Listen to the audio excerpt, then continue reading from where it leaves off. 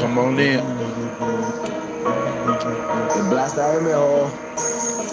Slime. What up, fam? I said my slime told me to slime it bitch out. Do it for my bloods, I'ma do it for my crips, I'ma do it for my G, I'ma do it for my valos. If a nigga don't know me, you can bet I do. I'm in the fin in this idol. Motherfucking rifle, I'ma send a nigga higher. Grandpa said don't play with fire. I'm a motherfucking lighter, set the flame higher. I burn a bitch nigga down like a meth. Yeah, man. Make it rain in the bitch. Who the watermelon felon now? Hurricane in the bitch. Put some rain in the bitch. I had to bang in the bitch. Like I came in my bitch. Nigga lame in the bitch. I put you over in the ditch. Now you dead in the bitch. No more laying with your bitch. No more laying with your bitch. Boy, ain't talk a lot of shit. He don't know I'm selling bricks. I'ma get a nigga hit. Y'all come on in. With a pimp. I'm from Memphis, I don't pimp. I don't sell a lot of dope. Like We got a little watermelon going right now. Jones Pole, watch that motherfucking script, bitch. I learned a whole that motherfucking script, bitch. I'm at the crib watching life with she script, bitch. I tell them give us all the cash and make them script, bitch. You know I make a lot of script, bitch. Ask your mama about my Yeah, man, we got that interview, man. Yeah. We got that interview. We got that interview from the insect man. Not the ant man, but we got the interview from the insect man, fucking Judge Roach. Yo, we finna dissect this shit while he around here fly. Yo, we need to send him a case of watermelons along with the McCleef dad. Yo, watermelon fell in my hair. He just see the money, he don't see it in it, so he can't see it in it. I'm trying to see him spin it. I wanna see the nigga ball, no pass interference. I'm trying to paint the court red if the judge tripping. Didi, how you feeling? Telling now. Yeah. Y'all come on in. We finna get in this interview with Judge Roach. We finna dissect it. Cause see, the thing is, he knew, Judge Roach knew in the beginning how big this case was gonna be. It was already blowing up. So Judge Roach get in an interview and lie and say, I didn't know how big it was gonna be, how big this case was gonna be publicized. And then the interviewer asked Judge Roach, he said, man, you're finna get ready. This is the end for you, right? What Judge Roach say? Yeah, this is the end for me. So nigga, you planned on going out, going out on your career with a bang. You know what I'm saying? You fuck with all of them folks out there in Collins County. All them folks out there in Collins County, they white, they racist. Yeah, they racist. Cause if they wasn't, they would have had something to say about the dad, Jeff McCleef, saying all that racist ass shit. So they wanted the black boy of the community, of the neighborhood. They wanted him out the neighborhood anyway. So when he made that mistake by stabbing another kid, you know what I'm saying, Austin, when he made that mistake by stabbing Austin, man, they said, okay, the other judge accused himself because he was receiving death threats. They said, man, we need you up there because we know you'll give that young man the time that we want him to have. We want him to have a life sentence. We don't ever want him out here in these streets in Collins County. And guess what? You can get away with it. You can get away with it. You know why, Judge? Because before the feds or anybody have time to come investigate you, you know where you'll be? You'll be fucking retired. So the Judge Roach nigga that made this boy a life sentence to publicize his retirement. And why is he publicizing this retirement? This just from me analyzing. He's publicizing this retirement so when he retires, he can bring out him a law firm, hire a couple lawyers, right? and his law firm will instantly boom because of the record that he has already built through his judging career as a judge sitting on that seat. I did not know. So I watched the interview, and this motherfucking judge said he finna retire in 6 months. He said he believed due justice was done. Do you really believe due justice was done? Because you can retire all you want to, but you did a young black dude wrong, and you and the dad caused this racial stir up across the whole U.S. Yeah, the dad knew what he was doing when he said that racial shit. Sitting in a county with nothing but people his same skin color. What black person gonna walk through y'all community and hurt you for saying that racial ass shit you said, Jeff McCleef? Huh? When y'all locking up black people for life sentences out there. So, but you can't go on vacation, right? You can't go out of town nowhere. You gotta sit in your sorrow because you call black people a black kid that made a mistake, a watermelon felon.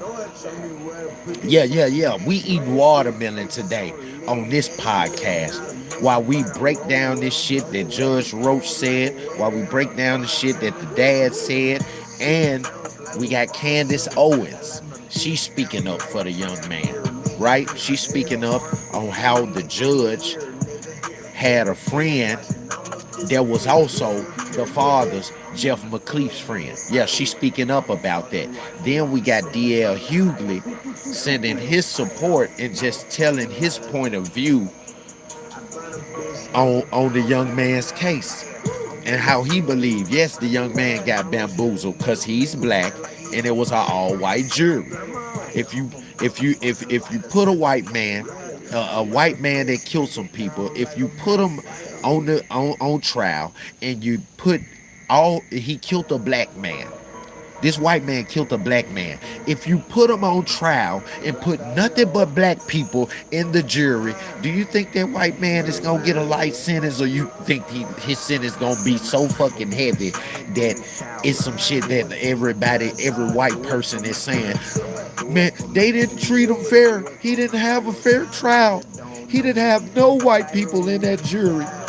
That's the same way fucking black people feel, and y'all sitting up here acting like they ain't got the right to feel that way. Yes, they got all the right to feel that way. It don't matter how neutral I am. At the end of the day, when it comes to this skin color, I support this skin color all fucking day. So when somebody this skin color has a problem, I'm supporting. I'm supporting. Okay, and that's what we gotta do more. We gotta support each other. People give up on people too much. Like Charleston White, he talking about he gave up on the young boy. Charleston White, you never was gonna help Karmelo Anthony in the first place. Charleston White, you never was gonna help him. That shit was publicity for you to blow up. As I look on the internet and I see all these people other than Say Cheese and them giving you new interviews, asking you, you close to the Karmelo Anthony family? Nigga, you wasn't close to him. You're a snake. You slithered up under them and made them feel you was close to them just for them to open up and say, yeah, Charleston White, come on in and help us. And then you can pull your little move that you always pull, cause a distraction, cause a diversion. Man, I'm not helping the Anthony family. Shut up, nigga. Shut up, Charleston White. Shut up, my nigga. Because if you wanted to help that boy, you would have helped him no matter what. How about that?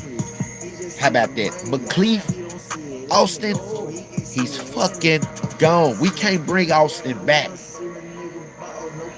It was two kids in that situation. We can't bring Austin back, but we can show help out Anthony. He's still hurt. We can give him counseling and shit. You know what I'm saying? He still got a chance to make it past that shit. But when I seen fucking Karmelo, when I seen him in trial, he was so remorseful. He could not stop fucking crying. And it wasn't because he was going to jail for the rest of his life because the verdict hadn't been read yet. It was because he felt bad for what he did. But we can't forget about that racist ass dad that sat on the couch and said, "I'm not racist, but let me give you something to go viral with." How about Ellen Felon? Nigga, you racist as hell. And don't you ever say you not calling a black boy watermelon felon. That's like me sitting on the couch and a white boy that killed my son, and I say, "Oh, let me take you viral for a minute." How about some cracker felon about a young white boy? Nigga, I'm racist as hell if I say that, and I can't make nobody else believe that I'm not. And you knew what you was gonna stir up. You already racist, Jeff. You been racist, Jeff. You knew what you was gonna stir up. You knew that you was gonna stir the pot. Everybody's saying it's gonna be a race war. It's gonna be a race war, but it hasn't happened yet. But you got some little seasoning that you finna put in the pot and stir up the pot to make sure that a race war happen by calling a young black man that's going through the worst part of his life a watermelon felon. Now you got everybody mad, Jeff. Now we finna get on your ass. Yeah, we finna get on your ass, Jeff. Y'all like the video, subscribe to the channel. Yeah, but before we get on your ass, Jeff, we gonna get on Judge Insect. This insect of a nigga. We gonna get on Judge Roach. You know what I'm saying? And how we gonna get on Judge Roach?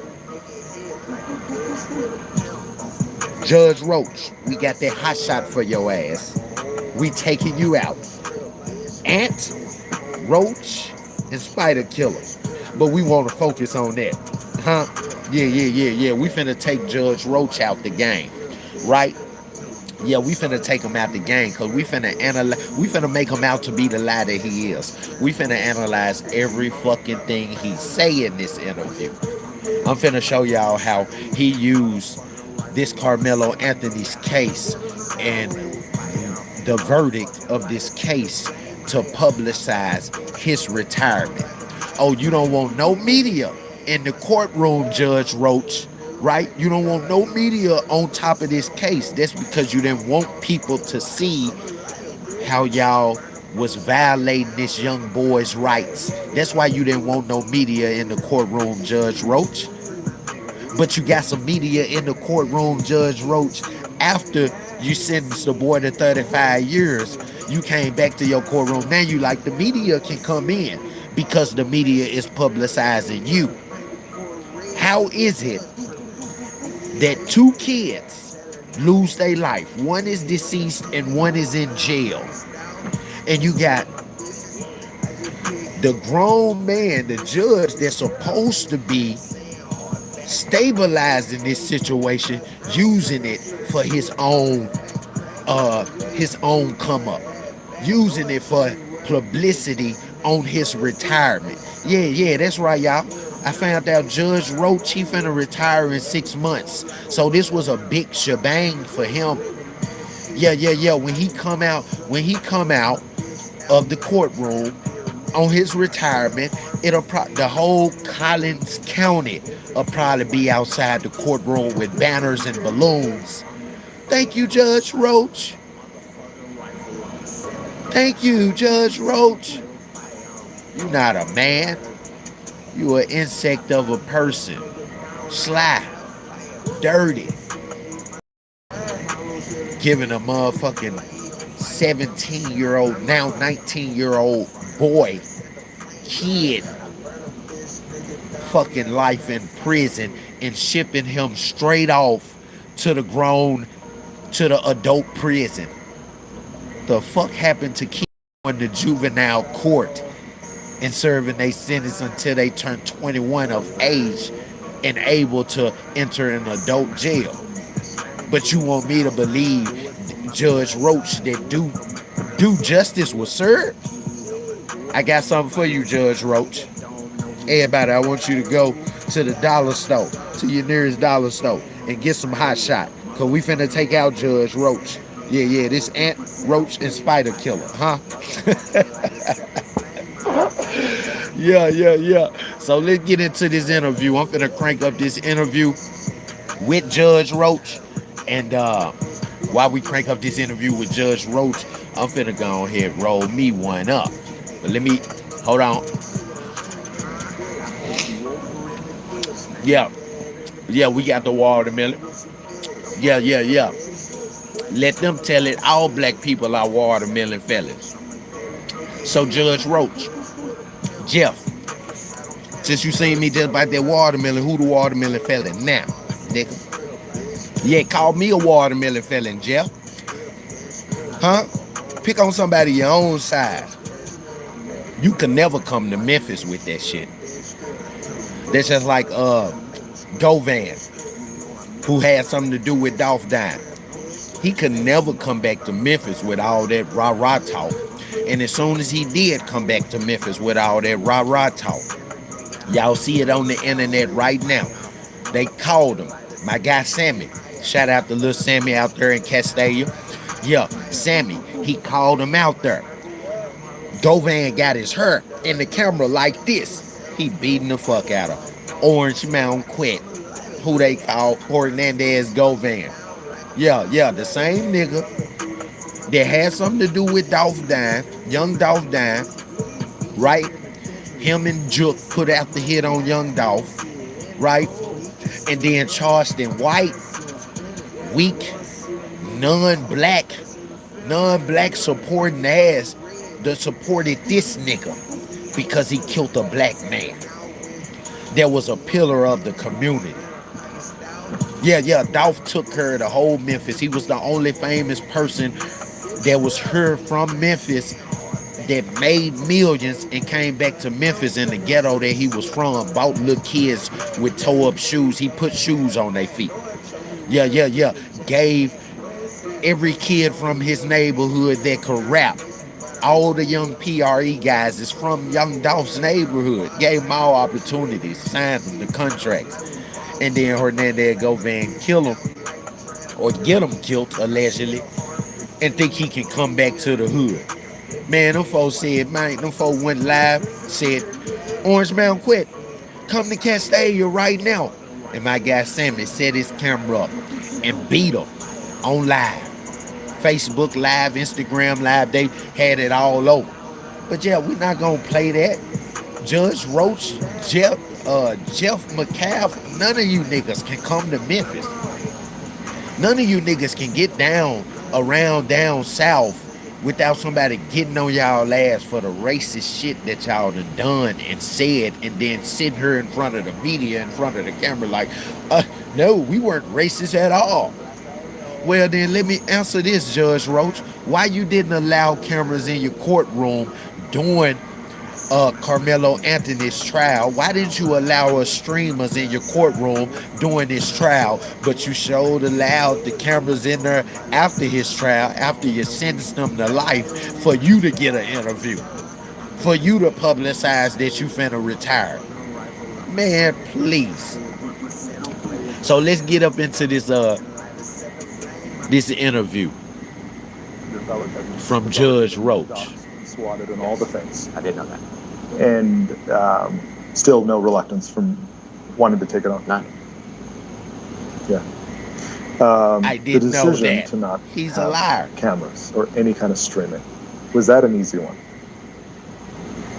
Yes, it was an easy decision, and I'll tell you why. My primary goal in any case is to make sure that the defendant and the prosecution gets a fair trial. Period. I have seen. Let me tell you this. Nobody died over a stupid track rival. And this is for you, Chris. They wasn't track rivals. It was raining. He ran under a tent. A black kid ran under a tent with nothing but white kids. And they didn't want his black ass under the tent. Austin standing on one side and his brother standing on the other side. Two big ass football players. They had no business messing with that boy. See, because One thing my grandma always told me, she said, a scared person will kill you.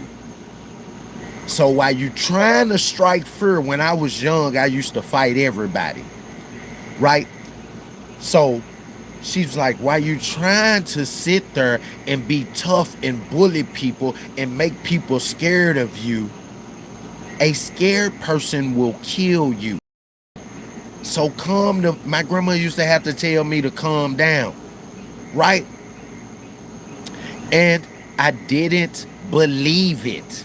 What made me believe it was one of my friends, we was playing point 'em out, knock 'em out after school. One of my friends, they pointed out this young dude. He was a nerdy looking dude with glasses, right? Ain't never been into a fight in his life. He was a scholar in school, and they pointed him out. And my friend, the tallest one of all of us, ran up on that boy and hit him. He hit him and knocked him off his feet. His knees went out. That boy fell down, right? Backpack kind of fell off of him. And while he was getting up, trying to shake the days off, my friend kept on kicking him in the side. And when that little boy got up, who was scared of my friend, you know what he did? He turned around and pulled his dad gun out of his backpack and shot my friend right there in front of all of us. So of course I know that the boy was scared, for sure. And as far as, yeah, Chris, as far as the cheerleaders that cheered for the football team, that Austin and them was supposedly on, they taking interviews right now with news channels saying that Austin was a bully. And I can believe it. I can believe he was a bully, right? You know why I can believe he was a bully? Because his fucking dad a bully. His dad sat up on the motherfucking couch out of sorrow and anger and didn't even know how to hold his composure. Right? His dad was hurt. So his dad hurt anybody that got in the way. And they had, even if they had nothing to do with him being hurt. His mom and his dad is divorced. And the way his dad was sitting talking on that couch, I can tell that his mom and dad is divorced because of his dad arrogance. And if his dad is arrogant, just like my son is like me, with the swag and everything and the personality and performing on the stage in front of people, rapping, and he ain't nothing but 1.5 years old. Yeah, 1.5 years old. He's just like me. So I can expect that man's sons, that fucking Jeff McCleaf's sons, is just like him. When he went into rage, sitting right there on that couch, his motherfucking, his personality was peaking up and down. He would be up here, then he'd be down here, then he'd be up here, then he'd be down here, then he'd come down again, and he'd go right back up. The whole time he was on there, he did nothing but insult people. Let me ask you this, Jeff. How many people insulted you? Huh? How many people sat up there and insulted you? Besides the baby shaking fucking pastor that got you kicked out of the praying rally. Right? All of them people you named. None of them. You said you forgave the boy, but then you racially bash him online after he's locked up. What kind of... You ain't no man. You a simp. You a pussy. And why do I say this about Jeff? He said it about the young dude. He said it about Karmelo Anthony's dad. He called him a pussy and a simp. So I'm going to sit on my patio couch and do the same thing he did, because he deserves a little bashing. Yeah, when you start giving people a sip of their own drink, or a taste of their own water, or a taste of their own personality, they usually don't like it. You sit there and call me a bitch, and then I call you a bitch back, and now you ready to fight me. Now you ready to hit me in the face because I called you a bitch. But you're forgetting because you're so caught up in selfishness and you're so caught up in your own ways and you only care about yourself that you forgot you called me a bitch, right? Why do you think Austin McCleef's mother has not chimed in? I'm gonna wait. Why you think that woman hasn't said nothing? Why you think she hasn't bashed the Karmelo kid? You know why? Because she knows her fucking son. She knows her son. She knows he has an anger problem, just like his dad. Because when his dad put his hands on her before she left the dad and got the divorce and everything and separated, when his dad put his hands on his mom, you know what Austin did with his taekwondo belt that he done had since he was a kid? He broke his dad's collarbone. Now you see the size of his dad and you see the size of him. His dad about 300 something pounds, probably close to 4. Austin was 220 pounds and 6 feet. He was taller than his dad.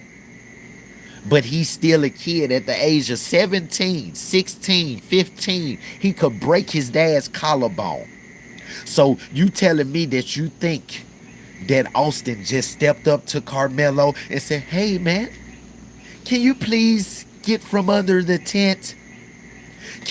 People don't want you under here. Can you please get from under our tent? Or do you think motherfucking Austin stepped to that man like his dad would have stepped to him and said, hey, they said get from under the tent, get from under the tent. This is somebody that's 6 fucking feet. I don't think he came to the dude soft. Why did he feel that he had to defend himself? So now you telling me that people just feel like that they got to defend themselves? Listen, my cousin weighs 300 something pounds and he wears a size 21 in shoes, right?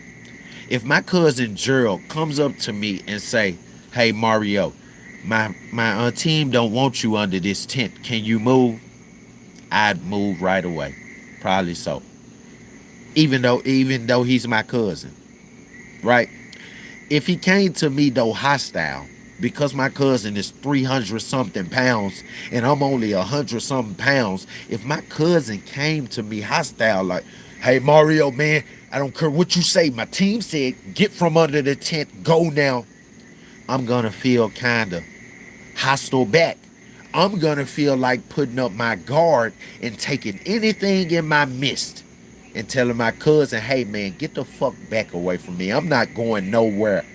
And if you step up to me, I slap you with this chair. That's just how it is. If I'm not gonna defend myself unless I'm needing to defend myself.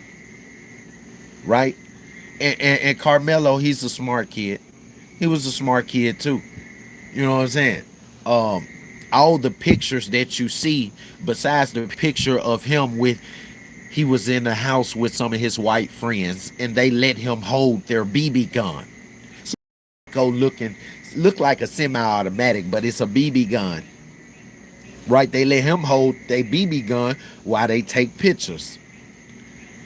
Right? Shit, Austin, them folks got money. They got real guns. Austin and his brother standing in pictures, hunting and shit with real guns. Right? And you don't publicize that. When Austin dies, you publicize the little black boy that's standing in his white friend's living room holding their BB gun. He's holding their BB gun. And you know how you know it's their BB gun? Because if there was that black kid's BB gun, he would have had more than one picture surfacing on the internet of him with that gun. With that BB gun. He would have had more pictures. He would have had them down this feed. But they had to go on his white friend's social media and see, oh, I think he had a gun on it. Nigga, it's a BB gun. And it's their BB gun. It was their BB gun. So y'all take that picture and publicize him and try to make him look like a thug when every other picture he got on his social media is him in a private school's uniform with the damn pinstripe tie. You don't get in private schools and you don't stay in private schools from being dumb. They will put your ass out of the private school. They will tell them we don't need y'all tuition no more. He is a bad student. He is a bad kid. And they didn't want any of the teachers from his school being on the jury. They didn't want any of his teachers from the school speaking up for him. You tell me why his white lawyer didn't make sure that they had some black people on that damn jury stand. You know why? Because it would have been a mistrial if they did. Because one or two of them black people is gonna feel like other black people. They're gonna see the innocence in a child. They're gonna see the innocence in a child. We're gonna talk about how it's because of how the black kid was raised. Well, let's talk. Do you want to talk about how the white kids was raised? The ones that shoot up fucking schools, shoot up Presbyterian churches, shoot up colleges. Have you ever heard of a black kid going to a school and shooting up the whole school? They mad at life. They mad their parents stopped their allowance. Have you ever heard of a black kid going to the school and with their parents' rifle or with a hunting gun their granddad bought them for Christmas, shooting up the whole school or holding the school hostage? No. You can't name a time you have, and if you can, drop it in the comments below so I can go look it up. So let's get back into this interview because Judge Roach, Judge Insect, he fucked up in the head. And we finna catch him in all the lies he got to tell. Yeah. Call me a watermelon felon, Judge Roach. And if I catch a roach ass on my watermelon, I'ma spray you. Straight up zap your ass, nigga. You think because, and see, that's the thing. I don't let what people think change how I move. You think because that, and this is why I'm eating watermelon right here in front of y'all. You think because that racist ass white man called that young black dude who made a mistake in his life a watermelon felon, that's gonna piss me off to the point where I don't ever want to see a watermelon again because somebody might call me a watermelon felon. So what? Call me a fucking watermelon felon. Call me a fucking watermelon felon. I'm young. I stay in Memphis. I got a whole fucking family. A whole fucking family that I support. And nobody helps me, my nigga. I work a 9 to 5. YouTube don't pay me. I work a 9 to 5. I bring y'all this good information off my back. I work a 9 to 5. My rent is $1,300 a month. I pay that. Plus the light bill, plus the cable bill, plus all cell phone bills, my cell phone bill, my wife's cell phone bill, the kids' tablets bills, all the subscriptions on TV. I do that. So as a man, especially as a black man, when it come to black men being hurt or black men being misjudged from mistakes, I'm going to speak up for them. Goddamn it, black people in general. Yeah. Mean that I won't speak up for a white man or a white girl or a Chinese man or a Chinese girl. That don't mean I won't speak up for other people. But don't think because a motherfucker might call me a watermelon felon, that's gonna stop me from eating watermelon. I know what I am. So who cares what the fuck they think, right? Let's get into this interview. Around the country where cameras in the courtroom changed the way that the judge acted, the lawyers acted, some of the witnesses acted, and we were not going to have that here. We were going to really isolate the purpose for which we were here for, just to have that fair trial. Cameras in the courtroom. Yeah, they was going to isolate. He didn't want no cameras in there because he wanted to isolate the trial. He wanted Karmelo to feel like no one was there for him. And he wanted him to know, hey, look, when you look around, the only black person you see in here is your mom. your dad, and your grandma. You see 3 black people. It's 100 people in this courtroom, and all you see is 3 black people. You gonna feel isolated. You gonna feel like there's nothing else you can do, which there wasn't anything else that he could do. They had him trapped in there, and they didn't want the media in there because they didn't want us to see how he was treated.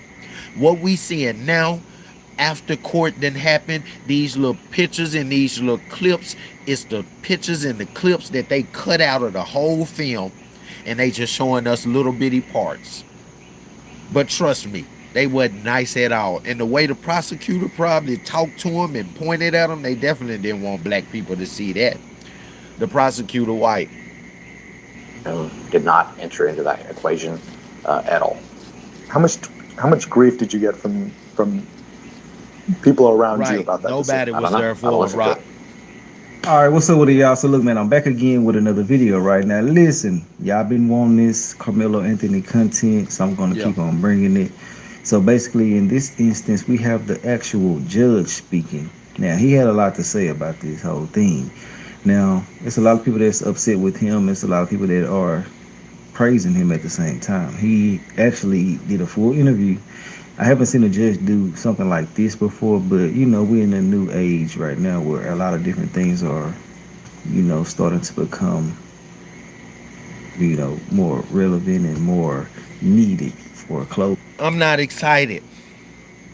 And you can call him a murderer all you want to. He's a fucking child. And listen, Lightning Bug. Kenneth. Listen, Kenneth. If you think I'm so excited, a child killing a child while you constantly calling him a murderer, you must be a child. You must not have any kids. Push your way on out of my chat, okay? Because this is serious. You talking about somebody's life.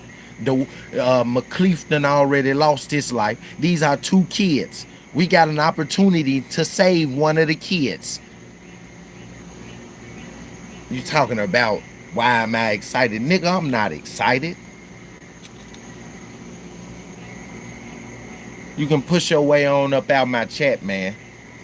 With all of that nonsense. Start your own chat, Kenneth. Start your own chat, Kenneth. You got so much to say about this situation. You must not have no kids. You must can't feel nothing but from the white folks side. You must be white. Stop playing with me in my chat. This is about a young black boy who's losing his damn freedom and losing his life from making a mistake. He's a kid, no matter what you say. That's just like overseas. They send out kids all day with bombs and shit strapped on their motherfucking chest, and we got American soldiers that have to kill them. I got a white boy right now. He my best friend. He was a Marine. His motherfucking tank, the tank that they had, got blown up with him and his friends in it. He was the only one to survive. The shit he told me he done seen and the kids that they done had to kill because they done scrapped a bomb onto the kid. Was it that kid's fault that the bomb got scrapped onto him and them grown folk told, go out there. You're a soldier. It ain't that kid's fault. So push your way on up out of here. We talking about kids, I just feel man. like me personally, if he can do this and go it off can be on your recorded, ass. the whole trial should have been recorded. But I Don't can't play tell about no what to black do kid or in no their white own kid. situation. Don't play about no American in kid, their own period. setting. I just feel like shit, you know, that's just what should have been done. But, Y'all like the video, subscribe to Karmelo the channel. Anthony has a long road to go down right now as far as trying to get an appeal and stuff like that. But in this interview, he was just basically talking about how the media was twisting things and he didn't like those things. He also addressed the viral picture that a lot of people are believing is real. Both sides probably brought it up as well. The AI images of people. Sanchez, you can get your ass up out of here too, forgetful ass Sanchez. This is for people that support either side, my nigga. I'm doing this for either side, my nigga. not for stupid ass people that's just looking to get some followers so they put themselves off in other people's chats. You big fucking dummies. We're claiming to be inside this courtroom. Yeah, that kicked me off a little bit, because if you're going to call yourself the press, then and people are going to depend on you to tell them what's going on in this courtroom, Can't you wait should till be one telling of the y'all truth. ass get And caught in so, that situation, Mr. and Stoller, you're looking our for public somebody information to officer, support you, brought it to and my they say attention you're a that murderer. some news outlets were posting photos saying from inside the courtroom, and it wasn't my courtroom, it wasn't the witness, it wasn't their testimony, and that's tragic, because again, that just breeds the narrative that these people want to cultivate in our community to drive a wedge Thank you, between us. generics. And I think that's terrible. I hear I'm you. not here I to say hear if it's you. real or not, but I do want to say it's another man that spoke out too, and I think I already have dropped that video, or I will be dropping it after this one. But he said that he got more evidence to prove that the Metcalf father Thank you and to this King judge Jackson. were or a friend of a friend. And I'm pretty sure some of y'all I have thank seen it, y'all but for I know y'all y'all want support. to know my thoughts and Don't forget opinions to who like are the my video, supporters. subscribe to the But channel. You know what I'm saying? you know, this whole situation has We caused doing a this for the lot kids, of man. division. It has caused a We lot gotta of analyze this shit, and we people to gotta show their figure it out true for colors. ourselves. Like, we're Cause the seeing media things from people not who gonna we would tell us never the truth. think we would So we see gonna put these this shit things from. together It was ourselves. a realtor that posted Thank you for the love. um, Carmelo Anthony basically making fun of him in a job Man, y'all fired 100, chat. her. I Now, I've swear to been God, saying this y'all over and 100. over and over. Like, these situations, you know, can be emotionally triggering, and they can also Yeah, pull at they our can be heartstrings. But you got to emotionally be triggered. logical and understand that if you're living a regular life, you do need to watch what you say and what you promote, because it can have a direct effect on your livelihood. Right. You know what I'm saying? And I mean, some people feel like you may be being weak or something like that, but they don't know what it takes to be you. You know what I'm saying? So don't ever feel peer pressure. Like, I done had a couple of people asking me to directly go after people. I'm a grown ass man that got shit to live with. My Right. family depend on me. What the hell I look like? Just spewing out bullshit when I don't Yeah. have to. You know what I'm saying? I can let you know what I'm saying, what I happen to do all of that other shit. Yeah. But hey, I digress. I ain't here to argue with nobody about what the hell another person chooses to do. But it's just best to kind of have your happy medium, say what you got to say now. Don't ever bite your tongue, but you ain't just got to go overboard and do some Right. extra shit.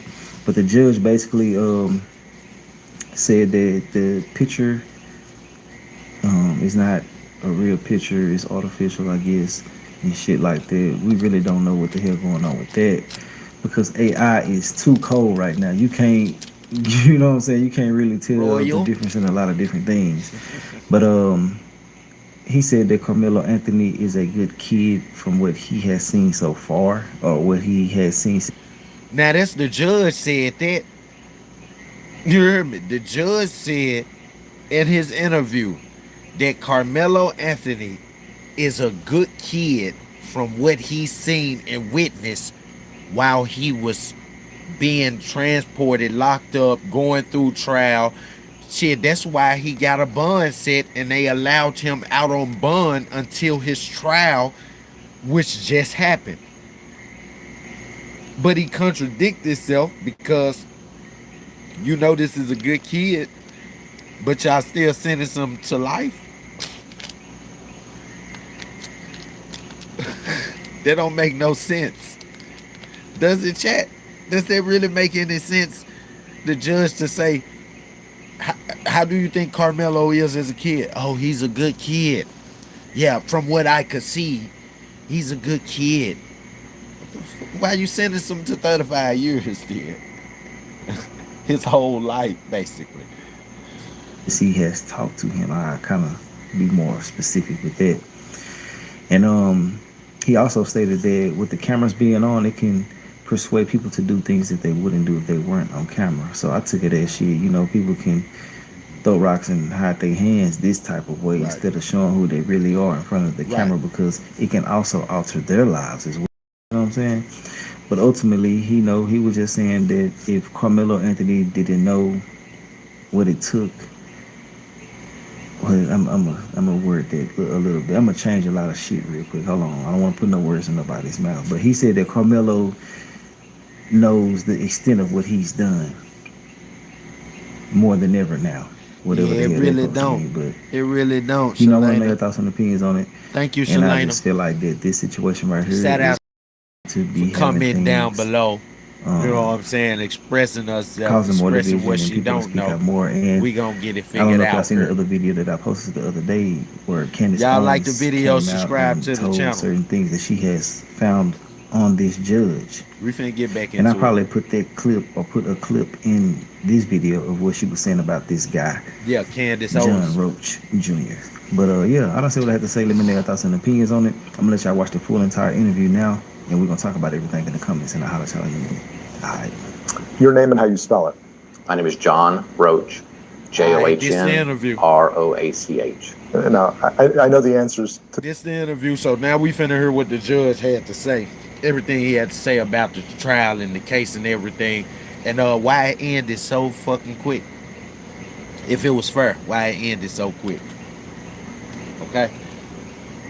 Let's play it. that. I know the answer to that question, but I got to ask it for the record. 100%.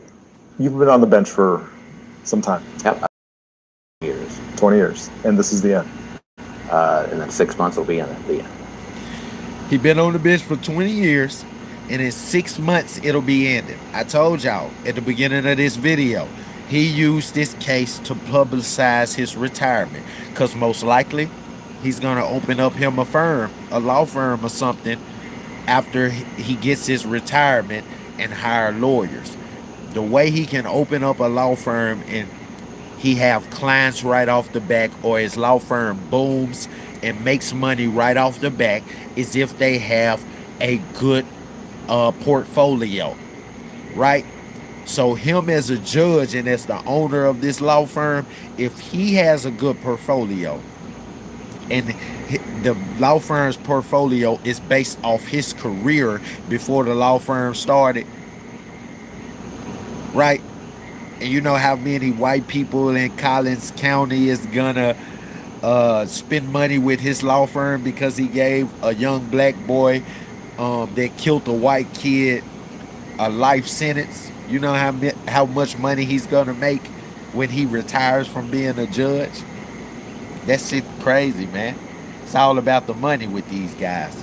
Did you want to take on this trial? He already I making wanted over the Collin County Judiciary to take 100,000 on a this year. trial.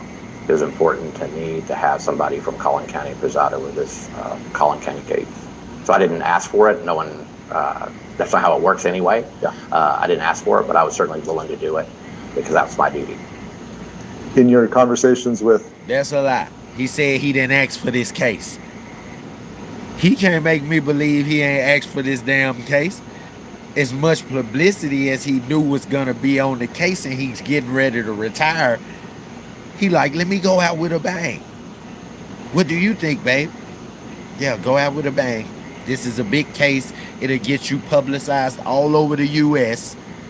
Anything we do after this will be known already.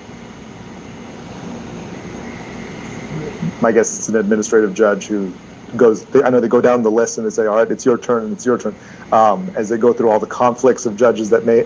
potential conflicts, when they come and say, John, this may be yours, your first reaction is... I'll take it. Every time. I think it's my job. It's my duty. That's what I was elected to do. Yeah. That's the oath that I took, and I'm going to do my job. No consultation with your family? Or None. No. Nope. And where does that come from? I don't know. I think it's just duty.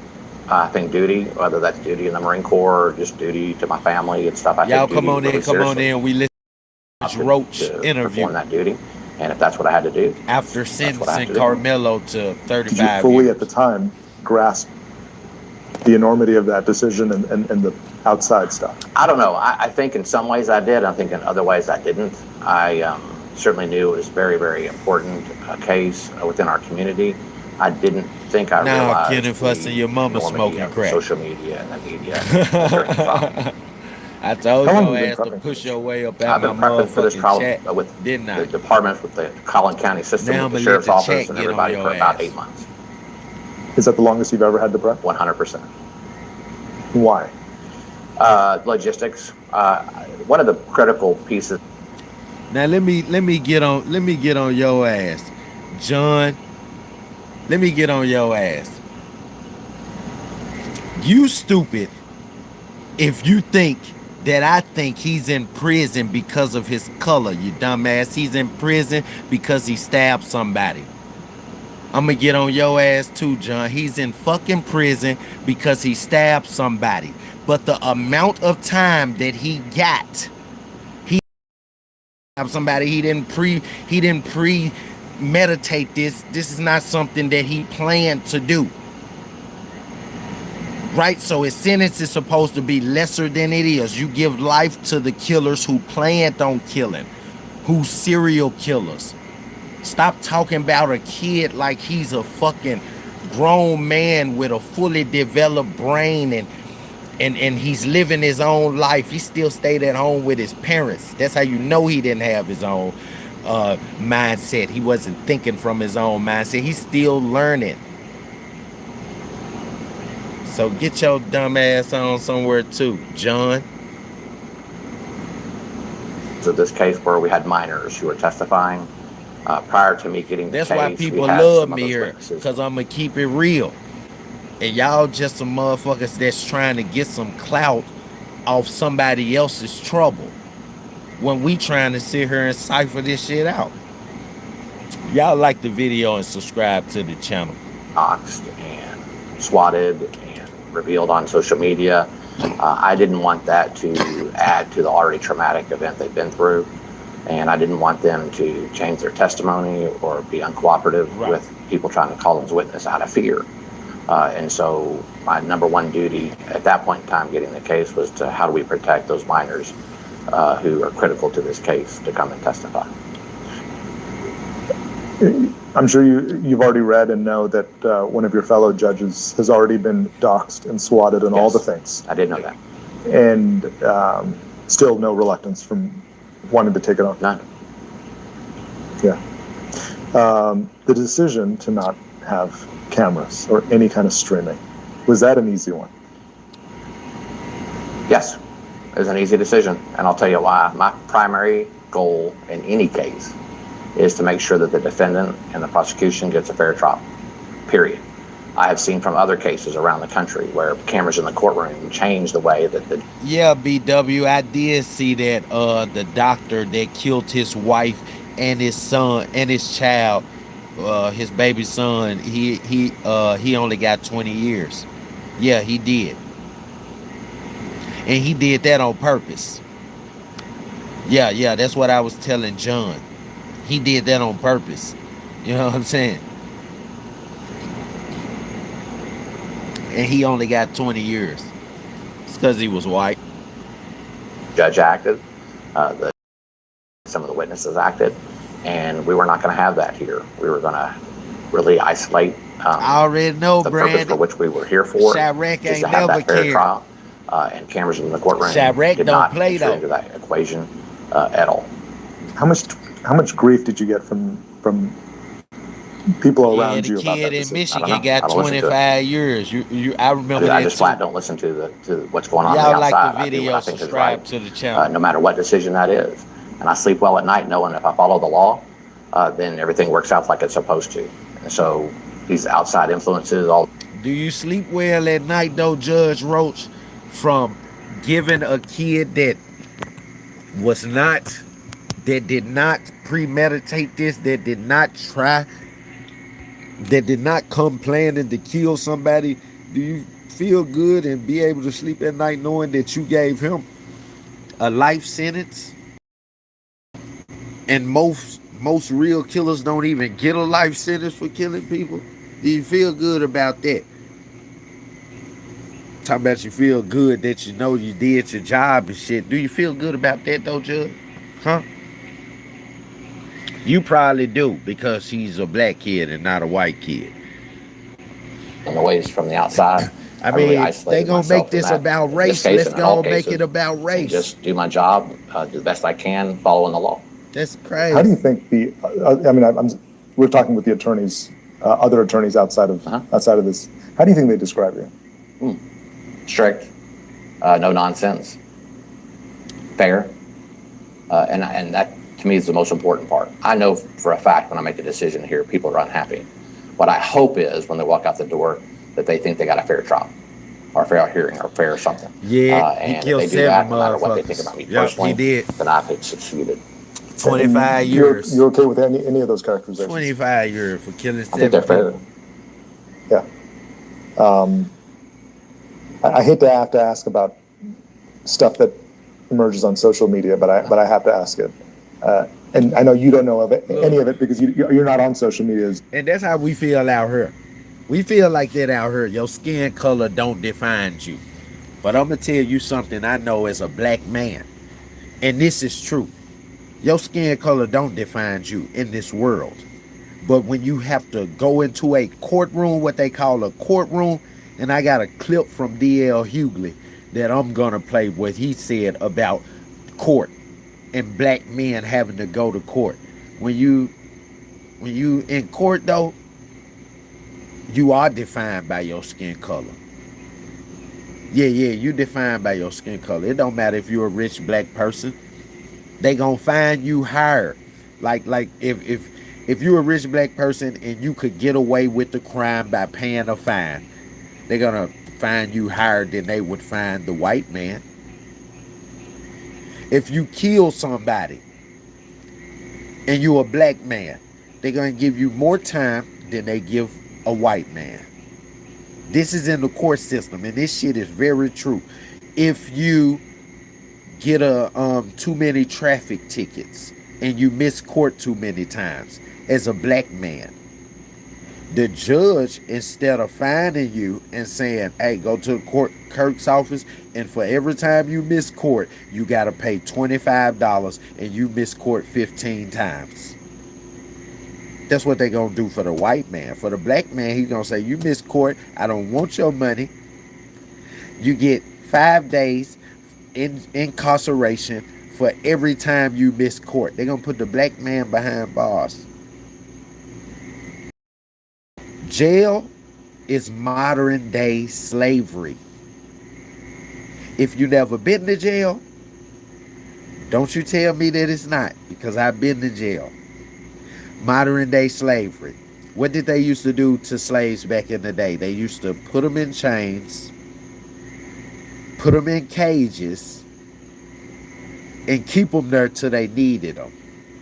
And then when they got done, they would put them back in there, right? They would have to take baths all together under the shower head in the horse stables. In jail, you got to take baths all together in a shower. It's not a horse stable, but it's all together in the shower. How you gonna wash your body if you're not naked? It's about humiliation. Humiliation and putting fear in a motherfucker's heart. And that's what they do in the jail system. They're gonna humiliate you, and this is the guards. They're gonna humiliate you. God damn it, they're gonna beat you up. They're gonna force you to go to sleep at this time, force you to wake up at this time, force you to make sure you make your bed and all of this type shit. They're gonna force you to do everything, but not on your time, on their time. They want you to feel restricted.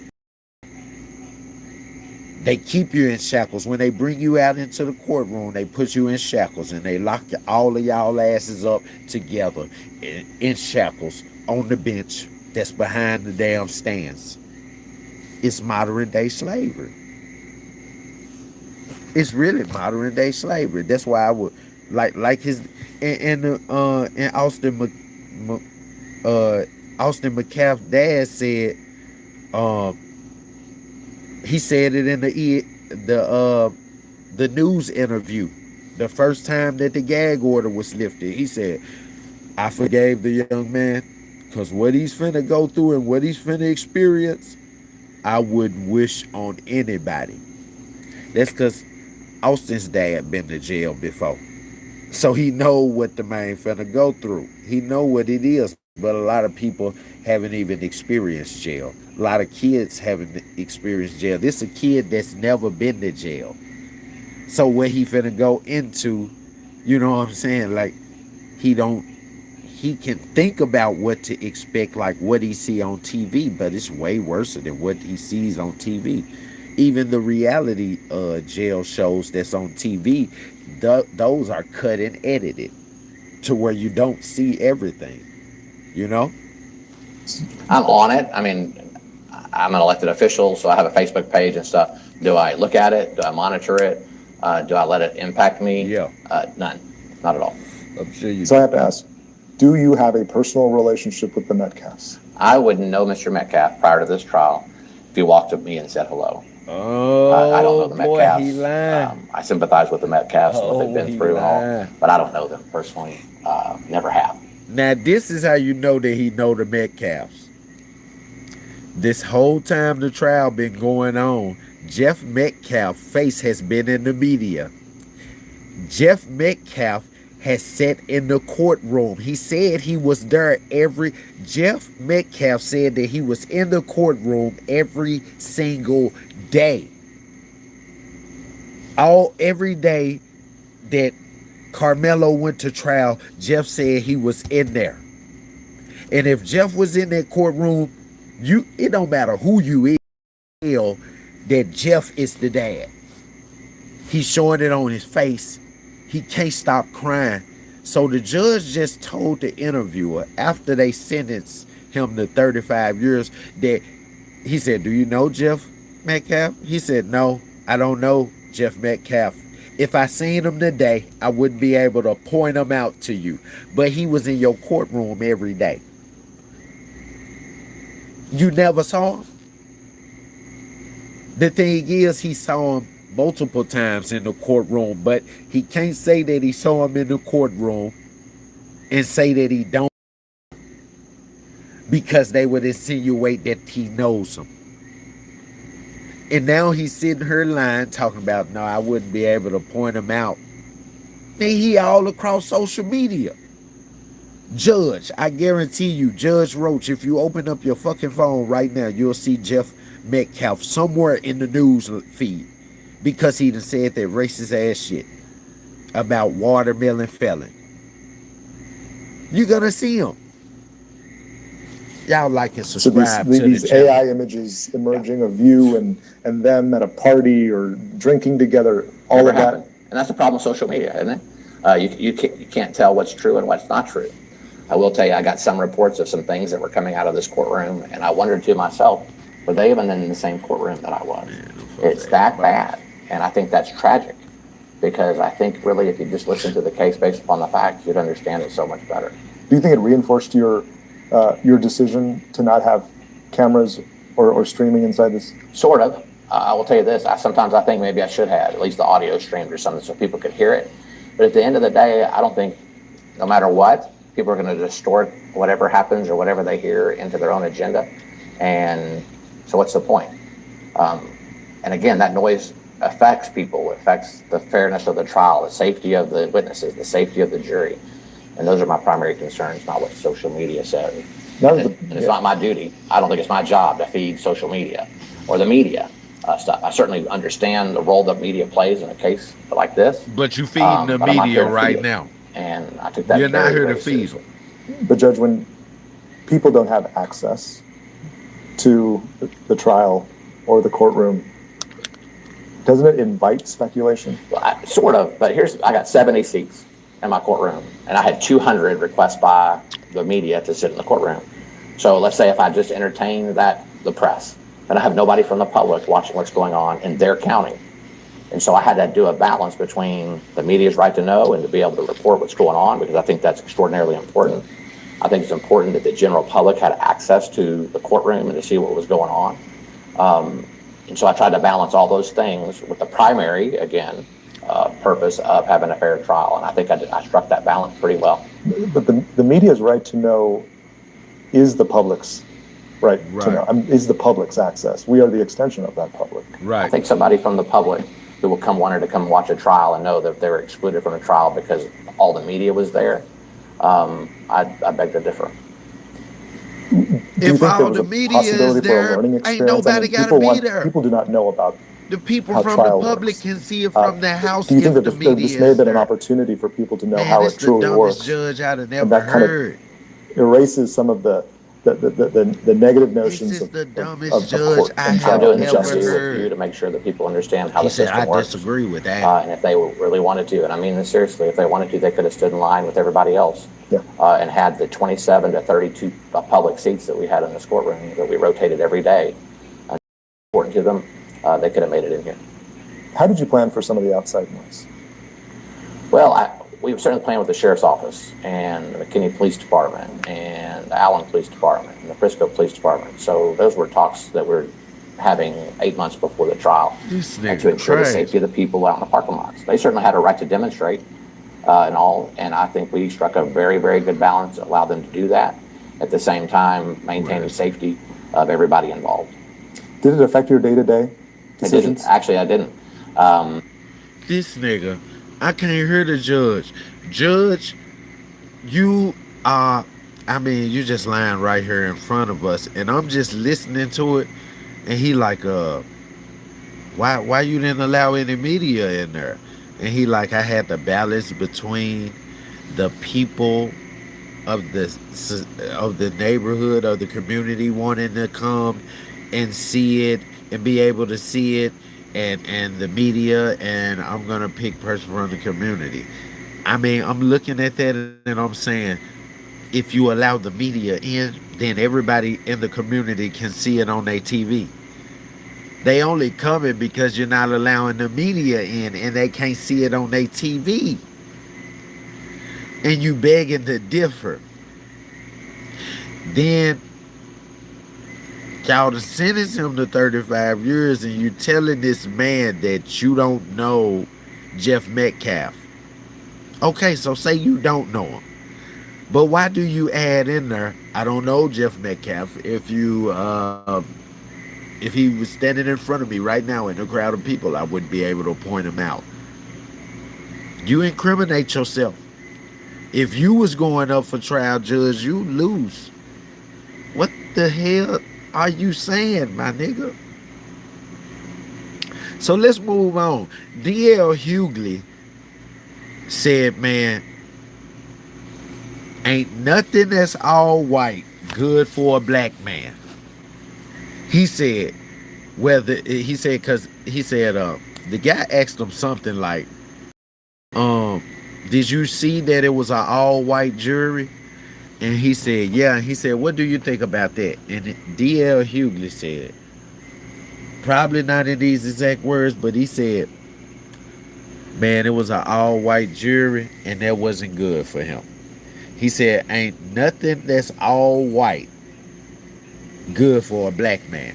He said, if it's sugar, whether it's rice, he said, definitely a jury. And I was just like, damn, he's correct. But a lot of people don't understand that. And the only reason why they don't understand it is because they're not a black man. You know what I'm saying? If they can't get it and they a different person, they of a different race, and they a man, if they don't get it, it's because they not a black man. They could never get it. You know what I'm saying? Like, black men have the hardest times, and I know this. Even though I'm successful, it's because I push this personality that y'all see here on this live, in public, in corporate settings, in these warehouses, in these companies that ran white people. They love it. The white men that own these big mega companies, they love it that I don't bag down, I don't step down, I don't bow my head to nobody, and I use my intelligence. You talking about fixing machines and shit? I used to operate vinyl presses. You know what I'm saying? Like, I'm intelligent. So I use my intelligence to make it through in life as a black man. But look, it's still hard. It's still hard to push through them doors. But the thing is that I don't give up. Like, I could go see a company and tell them that they need me and try to get some money out of them, and they deny me. Guess what? That's not gonna stop me from talking to that company again. I'm gonna try it again and try it again with that same company. Some people get turned down and they just say fuck it. Those people don't want me there, so they go somewhere else. No, those people do want you there. But you gotta put up a fight. You know what I'm saying? And a lot of black men, they ain't got no fight in them. You know what I'm saying? They brains has been beaten so much with the slave mentality, with the sayings and the words that our people can't make it nowhere. Black man can't get nowhere. Let me tell you something. Words are powerful. Man said sticks and stones may break my bones, but words will never harm me. But God said, if you believe it, say it, speak it, and it is so. Speak it. You know what I'm saying? And it is so. So if you tell yourself, man, I ain't gonna never be nothing. Trust me, you ain't gonna never be nothing. I done told myself I'm gonna be a millionaire my whole life. I got a family and everything now. Guess what? I still tell myself I'm gonna be a millionaire. You know what I'm saying? And one day, one of these things that I'm doing, one of these gigs that I got is gonna blow. Right? Because I keep telling myself. And that's what we have to get away from as black men. Telling ourselves, man, it can't be done. They said it can't be done, man. They said black men can't do this, black men can't do that. So, man, I guess, man, I can get out here and talk to these folks. They don't even believe in us. Oh, make them believe. On this case out of Texas. Right. Karmelo Anthony, he's 19 now. He was 17 at the time. Got into an altercation with one of his high school, I think someone he knew from high school, pushed him out of the tent, didn't want him in the tent. He said no. They got into a fight. He stabbed him, and then the kid ended up dying. And now he's getting 35 years. My heart goes out to everyone here. Sure. But some premeditated murderers don't get 35 years. I think it says a lot that we live in a society where Kyle Rittenhouse can leave where he's from, go with a long gun that he ain't authorized to have, he's too young to have, shoot two people, and people can find him innocent. It says a lot that George Zimmerman can gun down a dude after the police, a young man after the police told him not to follow him. That we have a Tamir Rice who gets shot by a police officer who was so poorly trained and was such a bad prospect that he'd been fired from other police departments. And they said no amount of training would make him a viable officer, and he's acquitted.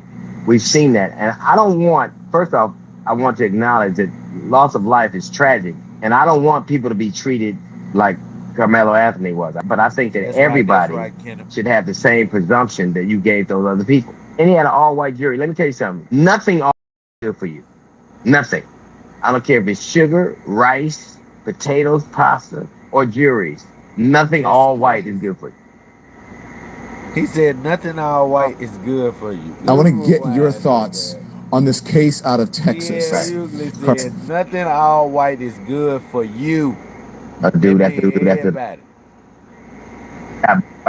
this sugar. So training was such a bad prospect that he'd been fired from other police departments. And they said no amount of training would make him a viable officer, and he's acquitted. We've seen that. And I don't want, first off, I want to acknowledge that loss of life is tragic. And I don't want people to be treated like Karmelo Anthony was. But I think that everybody should have the same presumption that you gave those other people. And he had an all-white jury. Let me tell you something. Nothing all white is good for you. Nothing.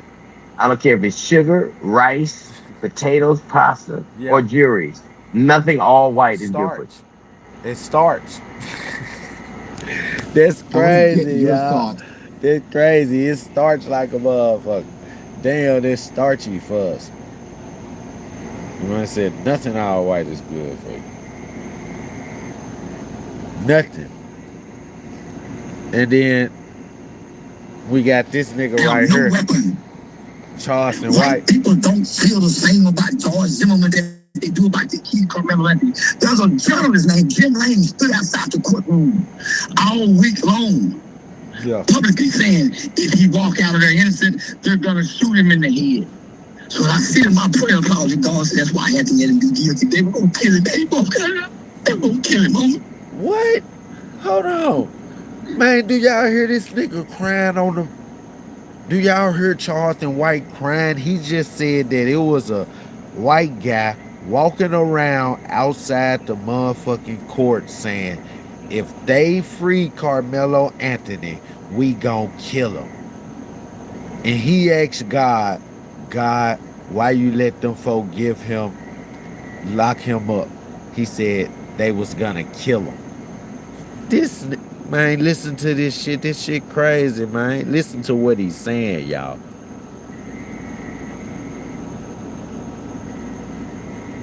White people don't feel the same about George Zimmerman that they do about the kid Karmelo Anthony. There's a journalist named Jim Lane stood outside the courtroom all week long.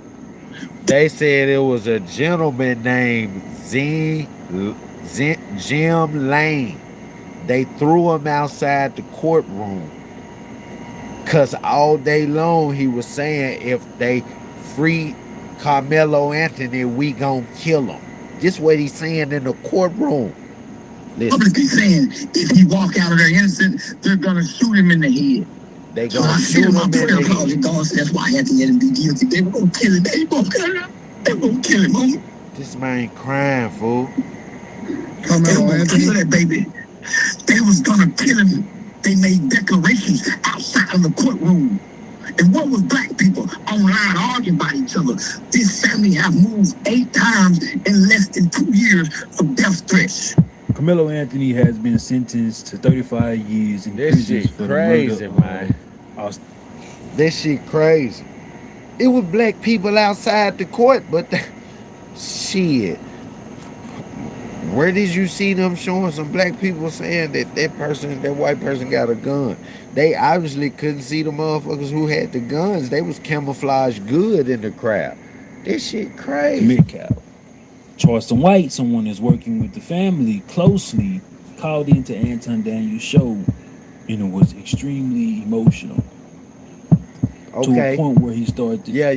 He called Charleston White Anton Daniels. To cry. So this is the interview I had for y'all where Charleston White just called Anton Daniels, you know, the YouTube Anton Daniels. Shout out to my guy. You always feed me good information. So he called Anton Daniels, and this is lately. This shit just happened today or early this morning or some shit like that. So let's listen to this motherfucker for sure. Listen to what he has to say. I'm on a live stream. What's going on, big dog? Look, this Anton Daniels. Y'all already know his voice. I've been with this family since day one. You talking about the Karmelo Anthony kid? I was calling you with the dad on the phone. I want you to interview them. I never spoke on it. Now I've been with the family since this happened because I went against the family. I can bring him on tomorrow. You talk the dad of Karmelo Anthony? Yeah, Karmelo dad. I want you to interview the mom and dad. This kid has no blemish. He's a real lamb. When we think about the lamb, he's a real lamb. The fleece is white as snow. He has no blemish. He has no blemish, homie. They wouldn't even let the fact that these 2 white boys, 6-something, almost 200 pounds, are trained mixed martial artists. You got one on one side. These boys are bar-hand destroyers. The one he killed broke his daddy collarbone. These kids have a reputation of sexual misconduct, drugs, alcohol, guns. They are terrifying. That is down in the area where you was born and raised too. Y'all like the video, subscribe to the channel. I told every black person in the beginning, I won against the family. You know why? When I looked on the press conference when that killing happened, civil rights activists, civil rights lawyers, not criminal. I got talking about the father and the son. The black people, they don't know where to get a lawyer from. They've never been in trouble before. Yeah. The lawyers showed up. Why? Because the black people with a narrative that white people hadn't put out yet, that this was about race. Said that, and a lot of people did. So this is a nuance between Carmelo Anthony and Austin Metcalf. Their interaction wasn't a race-based interaction. Austin Metcalf was just a bully. It don't, because Austin Metcalf had his black friends under the tent as well. You know what I'm saying? Austin Metcalf was just a bully. We, the media, made it about race. And I'm saying we because I know myself, I knew this was going to come down to this black and white shit when it came to court.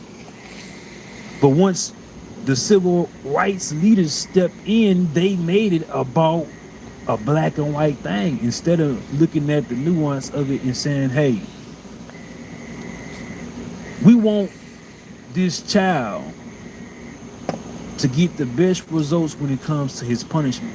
We're not trying to necessarily say he's going to get off the hook, but the defense didn't put up a great enough argument for the kid to get. That's all I'm saying. They didn't put up a good argument. I'm not even just saying just trying to get up off the hook. Judge this man fairly, man. The case in Allen kid, white kid, he was not stabbed judged somebody fairly. and got away with it, man. Basically, they gave him 2 years. 17-year-old white boy, right, stabbed the kid in the bathroom of a school, an actual school, multiple times, and they gave him 2 years negligent homicide. All we saying is be fair with Carmelo Anthony as well. If you're gonna punish him, but punish him like a child that made a mistake, not somebody that intended to take a life. We did this to that family, nigga. All the niggas that claim brought race into this wasn't a racial issue. This was a bullying issue. This was a school bullying issue. It had nothing to do with race. 2 white boys bullying a new nigga. That was favorable to everybody. They said he wasn't supposed to be under that tent. He had every right to be under that tent. He was just under the same tent last week with these same kids. You know who wasn't at the tent? The Metcalf brothers. Why? They were the ones suspended. So that's why the narrative come in saying Karmelo was suspended. He wasn't supposed to be on a tent. No, the Metcalf brothers were suspended a week prior. That's why when they showed up, they hadn't seen the nigga. Everybody else was comfortable with it being there, except the 2 bullies who scared everybody.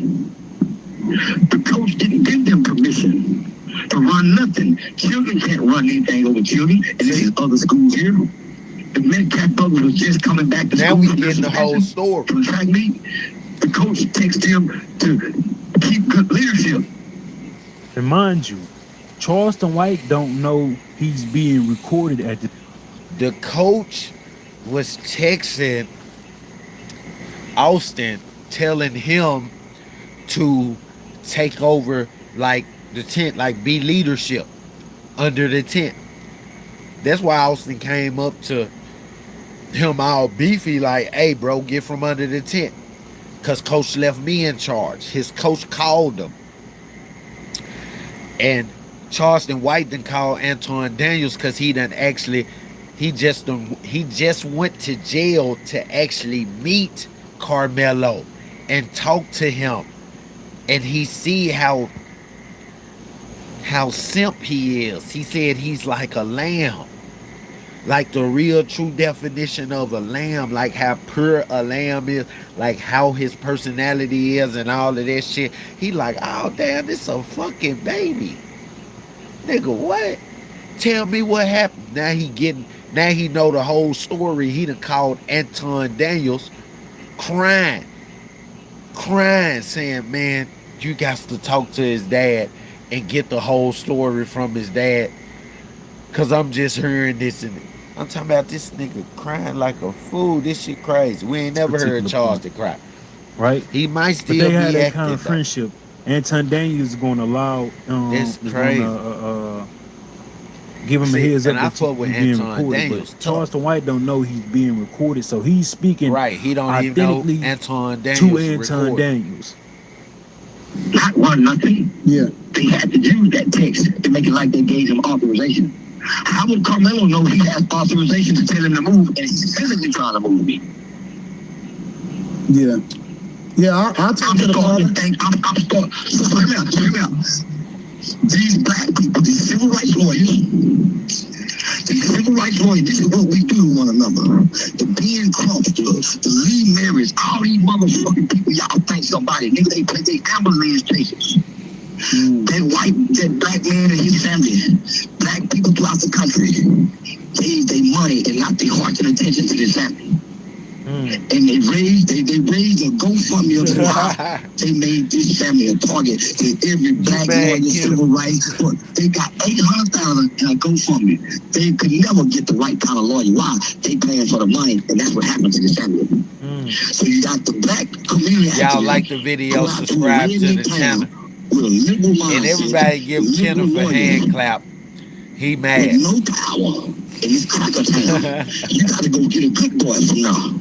They got somebody from the outside to go fight inside. And none of them people in that courtroom respected them docile ass crackers in there. I just spoke with I was just talking with Sean Kent. Sean Kent is the lawyer. I just interviewed him on a live. You on a live too, C, just to let you know.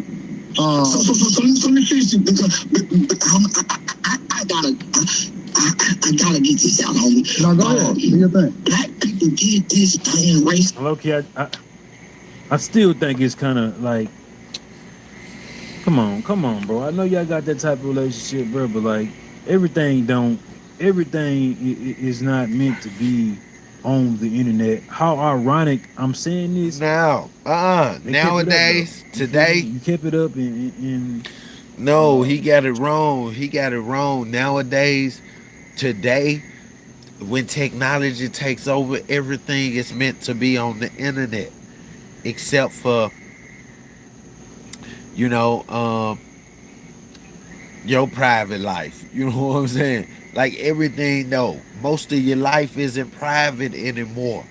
You know what I'm saying? But everything is meant to be on the internet, especially when you're a streamer.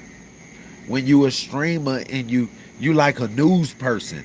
When you a streamer, you like a news personality, especially when you got the money, like Anton Daniels or Charleston White, because you can actually move and go to these different places and meet these different people that's been in these situations and bring all of it back to the internet. You know what I'm saying? It costs so much money to put yourself on TV, but it don't cost no money to put yourself on the internet. Plus you make money from it if you go through the right streaming apps. You know what I'm saying? You go through the right avenues, you won't have to spend no money and you can make it on the internet. So yeah, everything nowadays, everything is meant to be on the internet. That's what cell phones are for. People in the hospital and they can't tell their friends and their family that they in the hospital. They can't call everybody. They too weak to. They can take a picture of themselves and text and post on their Facebook and say, hey everybody, I can't hit you up. I'm in the hospital. Boom. Now everybody can respond and come and shit because they know they in the hospital. I mean, that's how technology just has graduated today. So everything is meant for the internet, my guy. Somebody ain't got no issue with it. Yeah, but arguments, I don't know, relationships, did all of that beforehand type did shit. he warned him that he was on live? Yeah, Or he just started recording. People want to see how people live.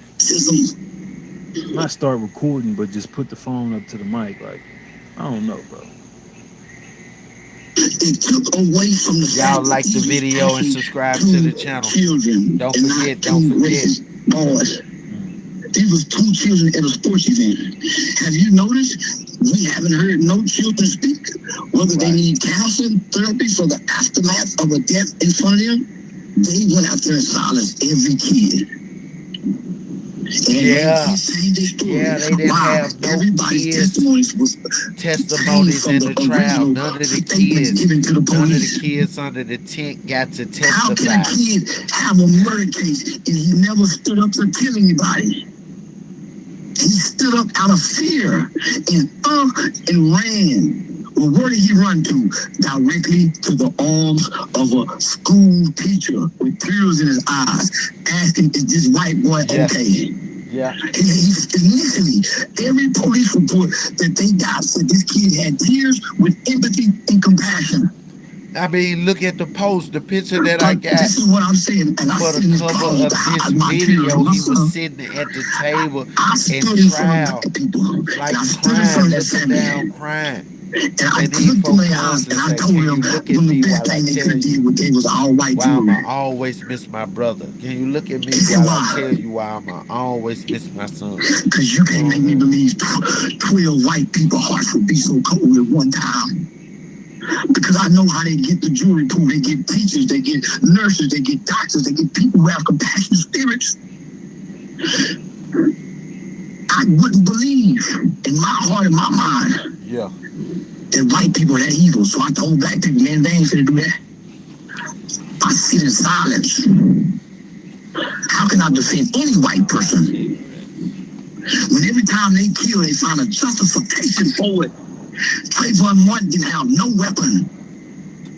White people don't feel the same about George Zimmerman that they do about the kid Karmelo Anthony. There's a journalist named Jim Lane stood outside the courtroom all week long, publicly saying if he walk out of there innocent, they're gonna shoot him in the head.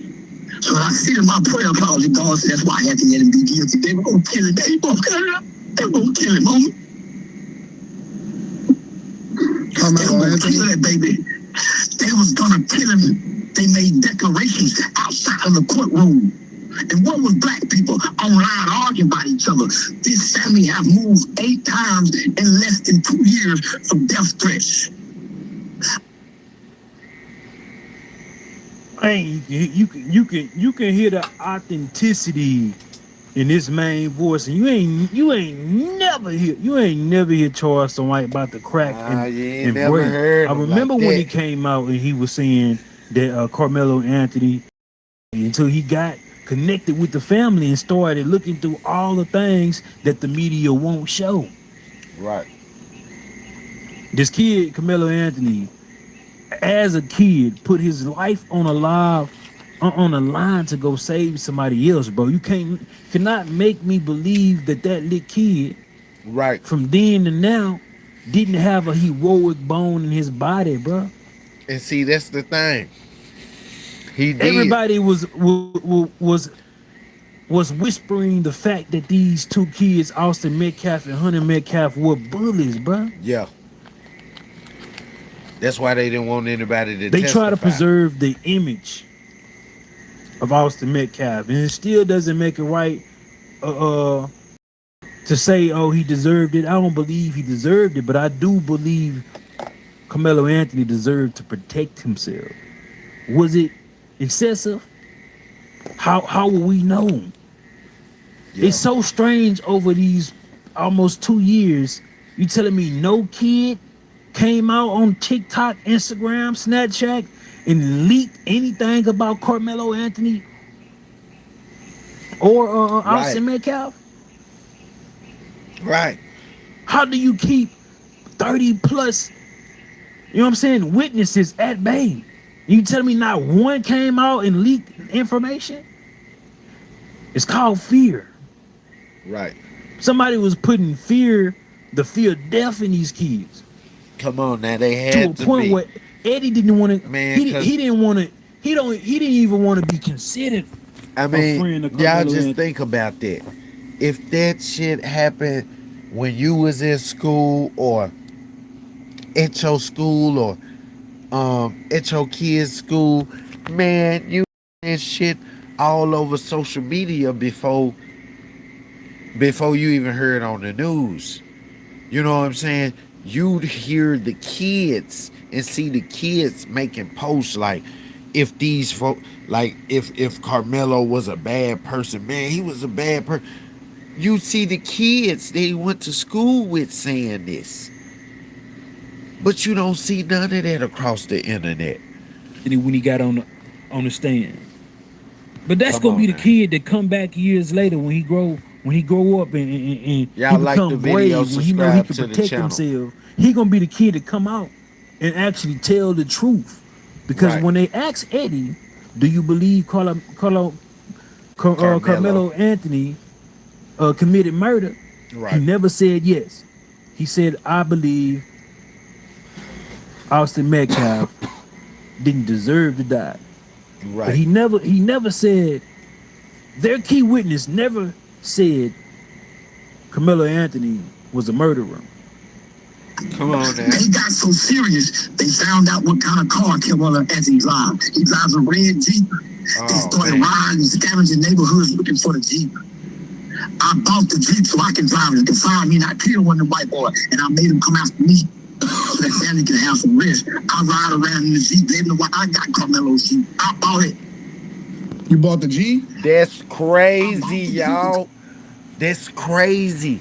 Motherfucking Charleston White just bought Carmelo Anthony's fucking Jeep. Did y'all just hear that? That man said that the white rebel folks was looking for Carmelo Anthony's Jeep. They started driving around the neighborhood. His folks can't even sleep because they driving around different neighborhoods looking for Carmelo Anthony's red Jeep. Charleston White went to his folks and bought Carmelo Anthony's red Jeep. He telling Antoine Daniels right now that he bought the red Jeep and that he driving around through the neighborhood. He want one of them. He said he want one of them white boys to find him so he can kill him. Listen to this, y'all. Listen to this. Oh my goodness. Oh, y'all, we done got this shit. We done got to this shit, y'all. We gotta rewind that motherfucker. Somebody was putting the fear of death in these kids. Ooh. To a point where Eddie didn't want to. He didn't want to. He didn't even want to be considered Did a y'all friend hear of this? Carmelo Anthony on the stand. But that's gonna be the kid that come back Oh my years later goodness. when he grow Did when he y'all grow hear up this and nigga? he become brave when he know he can protect Charleston himself. White He fucking gonna be the kid that crazy, come out nigga. and actually tell the I truth. hate him, but he Because when they crazy. asked Eddie, This do you nigga believe just bought the main Jeep. Carmelo Anthony, he got a little red committed Jeep. murder, This he nigga never done said bought the yes. damn red He Jeep said, for "I from believe the family. Cause the white Austin boys ride Metcalf around looking for his didn't red deserve to Jeep, die." and he wanna But he never said. Their key witness never This nigga. said Oh man, Carmelo he with Anthony the shit, was a y'all. murderer. Listen to this nigga. Here you go. They got so serious, they found out what kind of car Karmelo Anthony drives. He drives a red Jeep. They started riding and scavenging neighborhoods looking for the Jeep. I bought the Jeep so I can drive it. They can find me and I killed one of the white boy. And I made him come after me so that family can have some rest. I ride around in the Jeep. They know why I got it. I bought it. You bought the Jeep? I bought the Jeep because they've been riding around looking for it. They can't sit outside the hood. White people were discovering everywhere they live, homie. His dad was a high-end car salesman at Mercedes-Benz, one of the top in the nation. They started going up to the job playing like they want to buy a car, get in the finance department and bring up the murder. She lost his job. He called me crying. I made him my road manager, just give him some money to help him pay bills. But I got him on the road with me away from his family. Who's protecting his family? His sons, his mama and daughter. Did y'all hear that? Did y'all hear that? He said these white guys started Carmelo Anthony's dad. That's why he be dressing like that. He's a Mercedes-Benz. He works at the Mercedes-Benz dealership. He the top Mercedes-Benz seller. He said the white guys started coming up to his job, acting like they wanted to buy a car.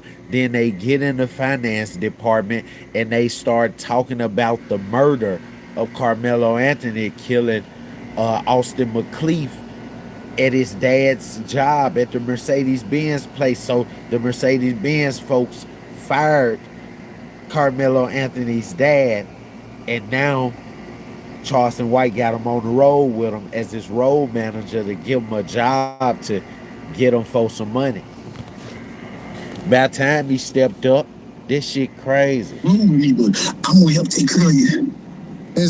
Was they able to use some of the GoFundMe money in order to help support themselves? Man, they stopped it. Why? Because the white media on Twitter saying that they were buying mansions.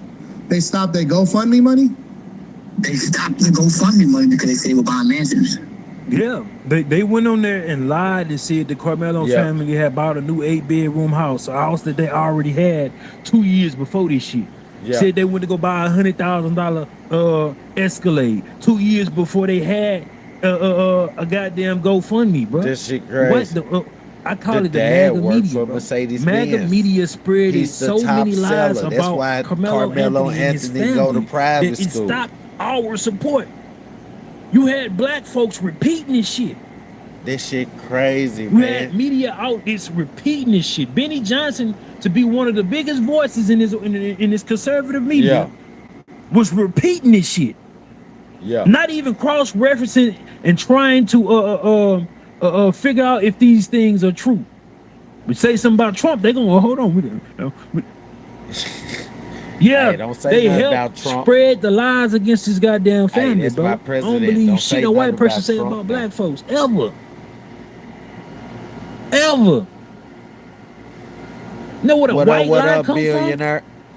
Don't forget to like the video and from? It don't come subscribe. from niggas. Japan. Be having people in my comments. I had to get on somebody today. I said, bro, don't spread lies about this family in my comment section. I'm gonna block your bitch ass. Yeah. Tell the truth.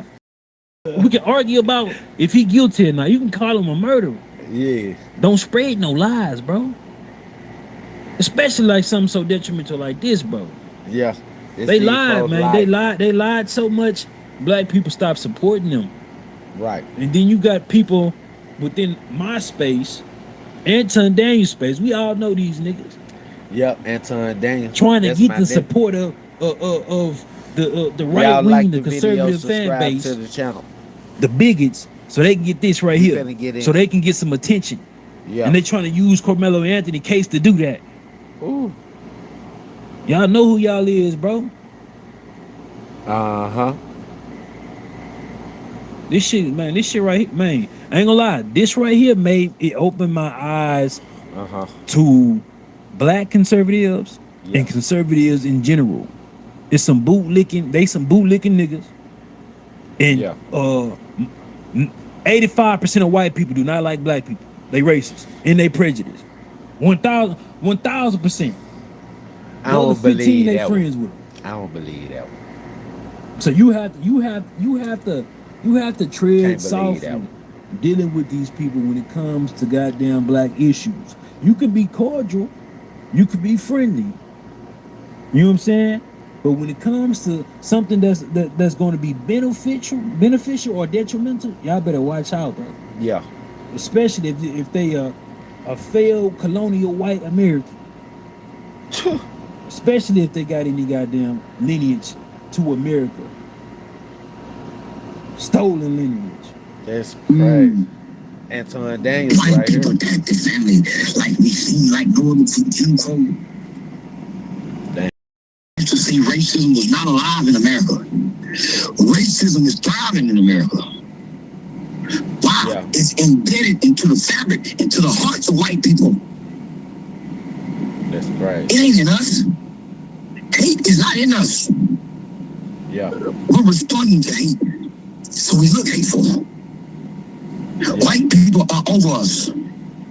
They can do to us whatever they want to do to us. They can go back to raping our women, and a jury can say, hey, they find mitigating factors for the people. And the only way to beat the white man is with his law. Yeah. This kid went to law school because I failed.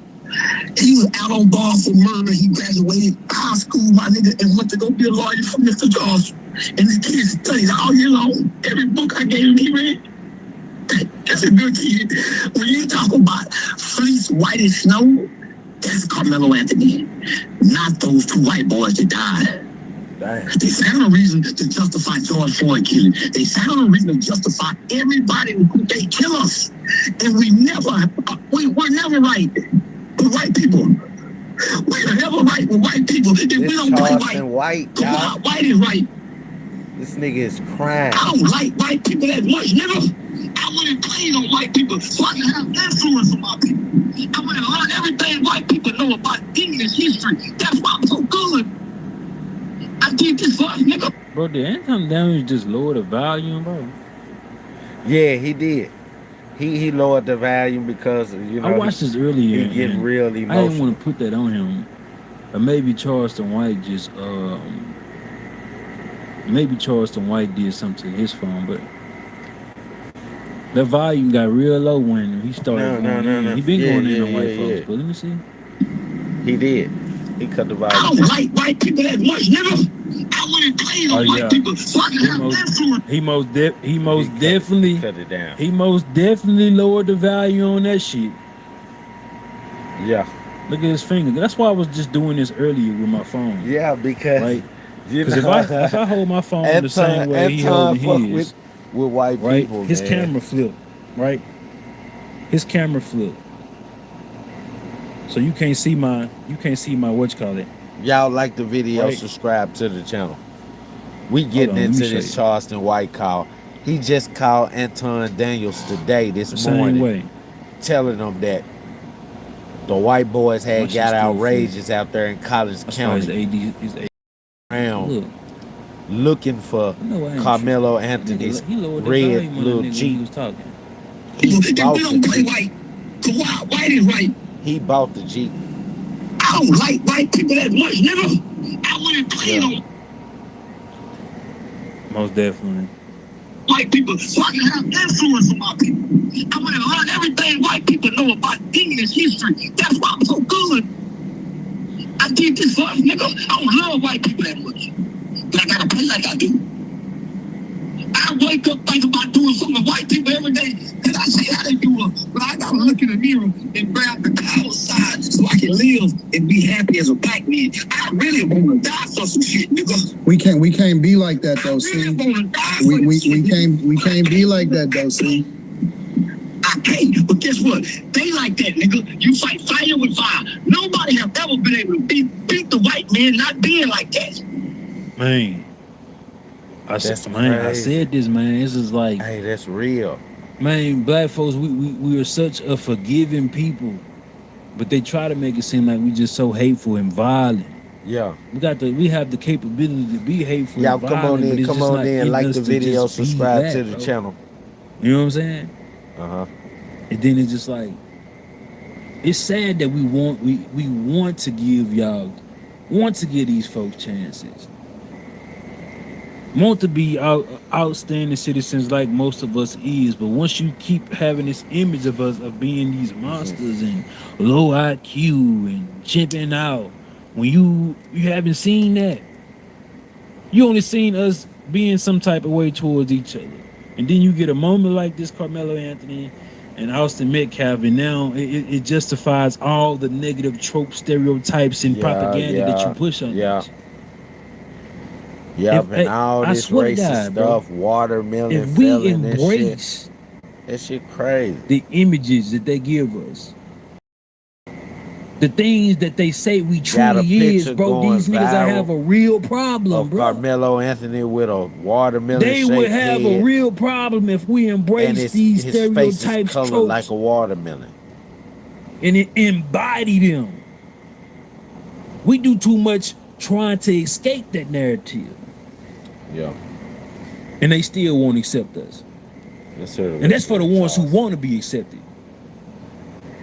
The Anton Daniels. Yep. Anton, he want to be accepted. He's like that. How can we in America look at this trial and see racism when children are involved? Right. Why? Because the white people came and made racism before the white folks got there. I said that. Every time you say something about white people, a definitive message, he moving that goddamn phone. Turn the volume down. He don't want to be disrespectful. Shit, just, hey, I'm gonna call you back. They did it. Cause we been on him about this shit. Remember Corey Holcomb said you be kissing the ass of a white man. He did. Remember Six the guy that said, you got a white superiority complex. You're talking about Anton Daniels. Every step of the process, this black kid had to be passed along to a white face. Every step of the process, this kid had to be passed along to his enemy. Yeah. And they never saw him as a kid with epilepsy No violence in his background. This kid has saved more lives than he's thrown What any you punches said, for in sure, my for life. sure, He made the news when he was 19 years old for rescuing for a sure. living white baby. Y'all don't forget to like the This ain't video the and one with subscribe kind to hearts the cold channel. for people. Y'all ain't never heard me talk like this. This ain't the I one we ain't put never cold heard on. Charleston White talk like this So either. what do you think we should do? How do you think I'm raising $75,000 in 29 days because we have to get this kid an appeal filed. We only got 29 days. can we get his? I could use my platform to get his father story. If you want me to talk to his father, I definitely can talk to the father. That's why I'm calling you. Shout out to Anton Daniels, bro. Yeah. Shout out to you for that, bro. Yeah, Because Yeah. you because you got a big platform. what I do know and and feel, to do that for his when dad, that's real. somebody write that Anton Daniels is close with and he respect their opinion, Yeah, he gonna value it. He do. He You know what I'm respect. saying? He I think respect he gonna everybody's opinion. valued it, and hopefully this just not for show. Right. I know if this is for show, if this segment Shit, this doesn't phone get clipped call up just happened and today. put on Anton Daniels' platform. That's what I've been calling, fam. Do you want to join the live stream? Because I got thousands of people watching right now. I don't think they can. They gotta up and move. Okay. These people's life is in danger. White people got what they wanted. That shit crazy. Give him my number. See, give him my number and tell him. I'm gonna do a conference on text message. Let me just say this. This shit crazy. His family gotta move, man. They got 35 years, but Carmelo Anthony's family gotta move out of their neighborhood. So all I'm saying is, there's two sides of the law. You have the letter of the law. The white people is coming like Jim Crow days in them folk neighborhood, and they stay in the suburbs, pushing them folks out, spray paint their house, spray paint the garage. This shit crazy. And everybody out here knows that. Have you noticed that the black judge who lowered Karmelo's bond, she's disappeared. She have disappeared, people. When that black judge who was voted into office out there, when she lowered that nigger's bond, she's been in hiding and secret protection since then. The white folks went after her. Damn. She got to have private security now as a judge. Nobody mentioned her anymore either. Damn, the black judge that lowered Carmelo Anthony bond, she had to go into hiding. They started riding her shit. My name was Sarah Fields. They was leaking information from the courts when he was making bond to Sarah Fields. He said, Sean, do Charleston White think he's talking to Sean Cotton? No, he said Sarah Bond. Every time they find someone, somebody, a lady by the name of Sarah Fields, they was leaking information from the courts when he was making bond to Sarah Fields. Sarah Fields would come online giving all these people personal information. Damn. Everything. So I attacked Sarah Fields to put the heat on me. I make me the target, white people. Come try to hurt me. I got the guns. I got what y'all want. See, we don't want that. We don't want that. No.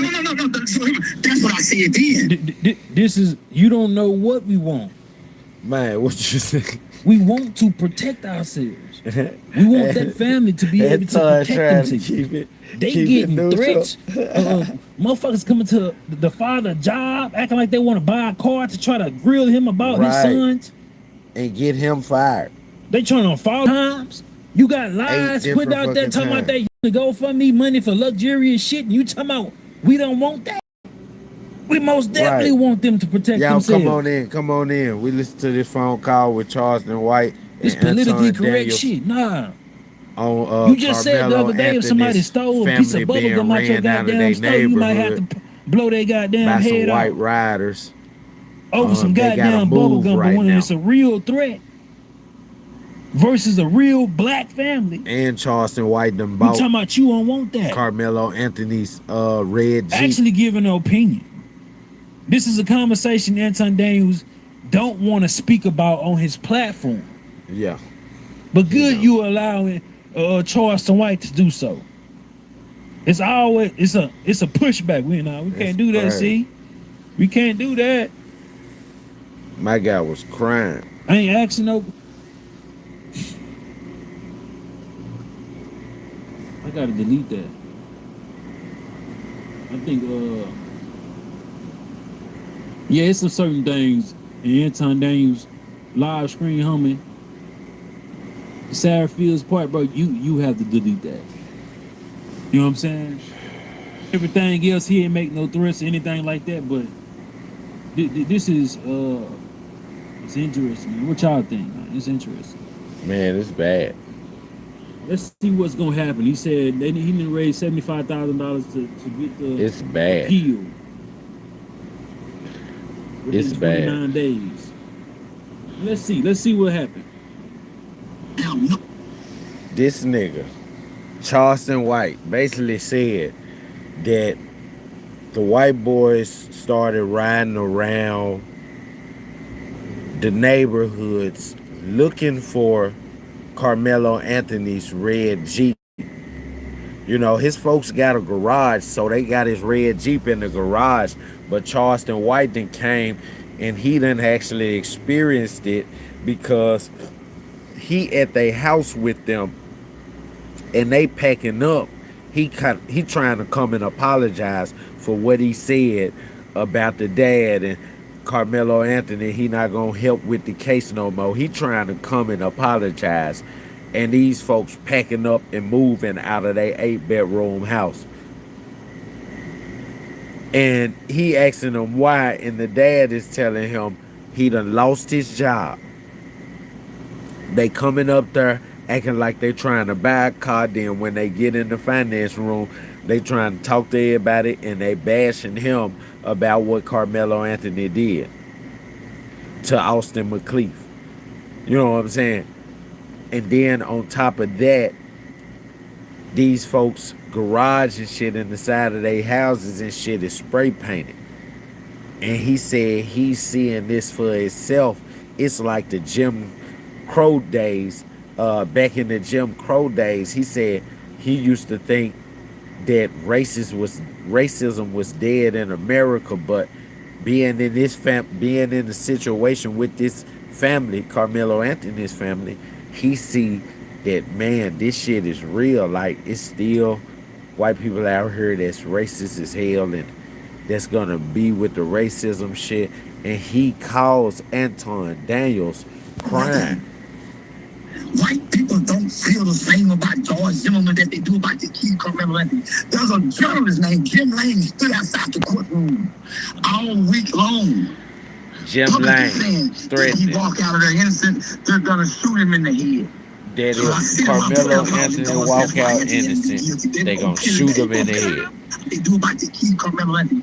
Boom. Publicly. This man said that the guy they had to put him out the courtroom. He called the guy by his name. Said if he walks out of there innocent, they're gonna shoot him in the head. And right now, Charleston White is calling Anton Daniels and he telling him this fucking crime.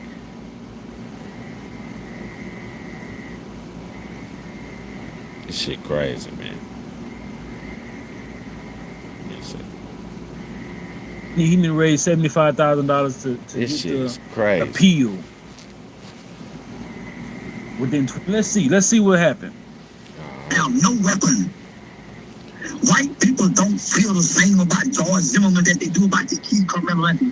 There's a journalist named Jim Lane stood outside the courtroom all week long, publicly saying if he walk out of there innocent, they're gonna shoot him in the head. So I said my prayer clause in God says why Anthony had to be guilty. They were gonna kill him. They were gonna kill him, homie. This man crying, Charleston White crying right now. They were gonna kill that baby. They was gonna kill him. They made declarations outside of the courtroom. And what was black people online arguing about each other? This family have moved 8 times in less than 2 years for death threats. Karmelo Anthony has been sentenced to 35 years in prisons for the murder of Austin Metcalf. Charleston White, someone that's working with the family closely, called into Anton Daniels' show and it was extremely emotional. to a point where he started to Cry. a point, Charleston White started to cry. This shit crazy, y'all. Listen to what he has to say. Hey, I'm on a live stream. What's going on, big dog? Oh man, I'm in the closet crying. Homie, we got this kid is innocent. I've been with this family since day one. You talking about the Karmelo Anthony kid? I was calling you with the dad on the phone. I want you to interview them. I never spoke on it, man. I've been with the family since this happened because I went against the family. I can bring him on tomorrow. You talking the dad of Karmelo Anthony? Yeah, Karmelo dad. I want you to interview the mom and dad. Homie, this kid has no blemish. Y'all like the video, subscribe to the channel. When we think about the lamb, homie, he's a real lamb. The face is white as snow. No blemish. He has no blemish, homie. They wouldn't even let the fact that these two white boys, 6-something, almost 200 pounds, are trained mixed martial artists. You got one on one side. These boys are bar-hand destroyers. The one he killed had a collarbone. These kids have a reputation of sexual misconduct, drugs, alcohol, guns. They are terrifying. That is down in the area where you was born and raised too. I've been here. I told every black person in the beginning, I won against the family. You know why? When I looked on a press conference when that killing happened, he's standing with a bunch of civil rights activists, civil rights lawyers, not criminal. I got talking about the father and the son. The black people, they don't know where to get a lawyer from. They've never been in trouble before. Yeah. The lawyers showed up. Why? Because the black people came with a narrative that white people hadn't put out yet, that this was about race. Said that, and a lot of people did. Yeah. So this is a nuance between Karmelo Anthony and Austin Metcalf. Their interaction wasn't a race-based interaction. Right. Austin Metcalf was just a bully. Because Austin Metcalf had his black friends under the tent as well. You know what I'm saying? Yeah. Austin Metcalf was Y'all just like the a video, bully. subscribe to the channel. The media. Those who coming in, like the video, subscribe to the channel. Because I know myself. We playing a phone call down to this black and white shit. This phone call just took place this morning. But once between the civil Charleston rights White and leaders Anton stepped Daniels. in, they made Charleston it White about came a black and white back thing. to Karmelo Anthony looking family, at the nuance asking for of it and saying, forgiveness. hey, Because he's seeing the situation they we going want through right now. this They gotta child move because to a get group the of best white boys results has when it been comes to spray his painting their punishment. house and We're not and trying to riding, necessarily say he's gonna get off the around hook. their yard, trying to get them But out their neighborhood, The calling them defense didn't put murderers up and a all of great that enough type shit. argument for the kid to get up. And they've been I ain't riding saying- around I'm not looking even for just saying just trying Karmelo to get up Anthony's off the little hook. red Jeep. Judge So this man Charleston fairly, White bought man. it. The Casey Allen kid, white kid, Yep, he bought the Jeep stabbed and now somebody and got he's away riding with it, around man. it. Basically. Out there They in gave Texas. him 2 years. 17-year-old white boy stabbed the kid in the bathroom of a school, an actual school, Damn. multiple times, and they gave him 2 years negligent homicide. All we saying is Wow. be fair with Karmelo Anthony as well. If you're gonna punish him, but punish him like a Right. child that made a mistake, not somebody that intended to take a life. Right. We did this to that family, nigga. All the niggas that claim brought race into this wasn't no racial issue. This was a bullying issue. This was a school bullying issue. It had nothing to do with race. 2 white boys bullying a new nigga that was favorable to everybody. They said he wasn't supposed to be under that tent. He had every right to be under that tent. He was just under the same tent last week with these same kids. You know who wasn't at the tent? The Metcalf brothers. Why? They were the ones suspended. Wow. So that's why the narrative come in and saying Karmelo was suspended. He wasn't supposed to be on the tent. No, the Metcalf brothers were suspended a week prior. That's why they showed up. They hadn't seen the nigga. Everybody else was comfortable with being there, except the 2 bullies who scared everybody. The coach didn't give them permission to run nothing. Children can't run anything over children, and this is other schools here.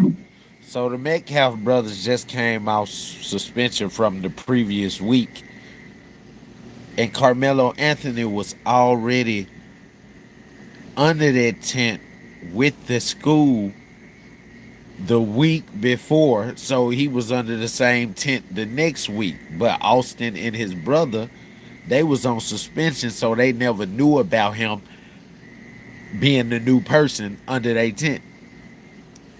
That shit crazy. The Metcalf brothers was just coming back to school from their suspension from the track meet. The coach texted him to keep good leadership. And mind you, Charleston White don't know he's being recorded at this particular point, right? But they had that kind of friendship. Anton Daniels is going to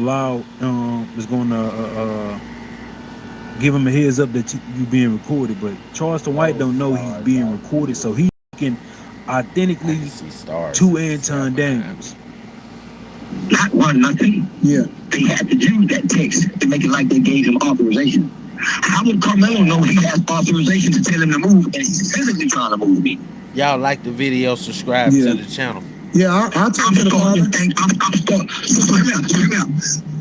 These black people, these civil rights lawyers, this is what we do to one another.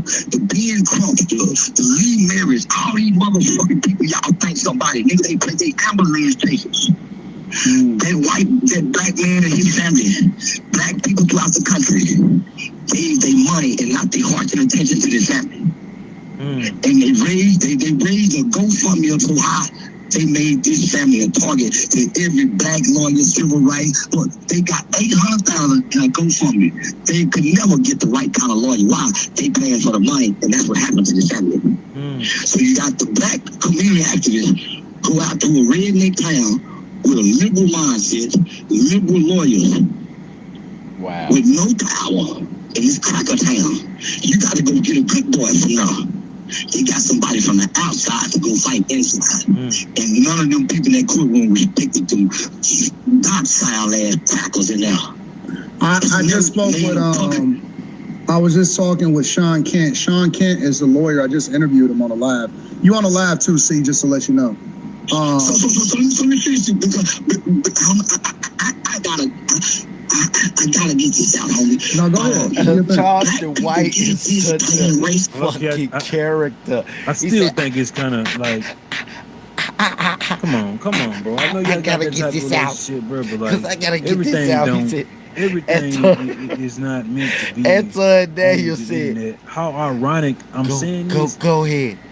Go ahead, man. You feel me? You kept it up, and Charleston White ain't got no issue with it, but I don't know. Did he warn him that he was on live, or he just started recording? Not start recording, but just put the phone up to the mic. Like, I don't know, bro. Away from the fact that these were two children and not two racist boys. These was two children at a sports event. Have you noticed we haven't heard no children speak whether they need counseling therapy for the aftermath of a death in front of them? They went out there. Y'all like the video, subscribe to the channel. And they keep saying their story. Wow, everybody's testimonies was changed from the original statements given to the police. How can a kid have a murder case and he never stood up to kill anybody? He stood up out of fear and ran. Well, where did he run to? Directly to the arms of a school teacher with tears in his eyes, asking, is this white boy okay? Initially, every police report that they got said this kid had tears with empathy and compassion. But this is what I'm saying, and I sit in this closet to hide my. I stood in front of black people, and I stood in front of that family. And I looked them in their eyes, and I told them when the best thing they could have did was gave us all white jewelry. He said, why? Because you can't make me believe 12 hearts would be so cold at one time. Because I know how they get the jury pool. They get teachers, they get nurses, they get doctors, they get people who have compassionate spirits. I wouldn't believe in my heart and my mind that white people are that evil. So I told black people, man, they ain't finna do that. I sit in silence. It's crazy. How can I defend any white person when every time they kill, they find a justification for it? Trayvon Martin didn't have no weapon.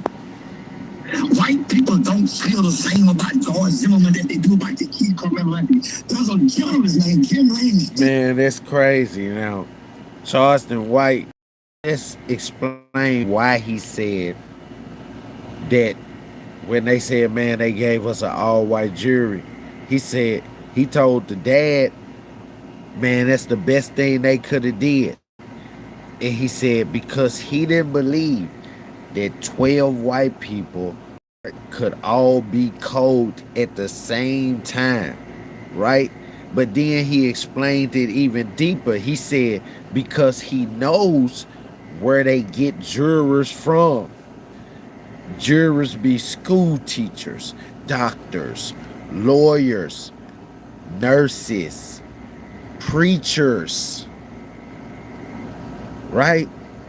That's what jurors are. It's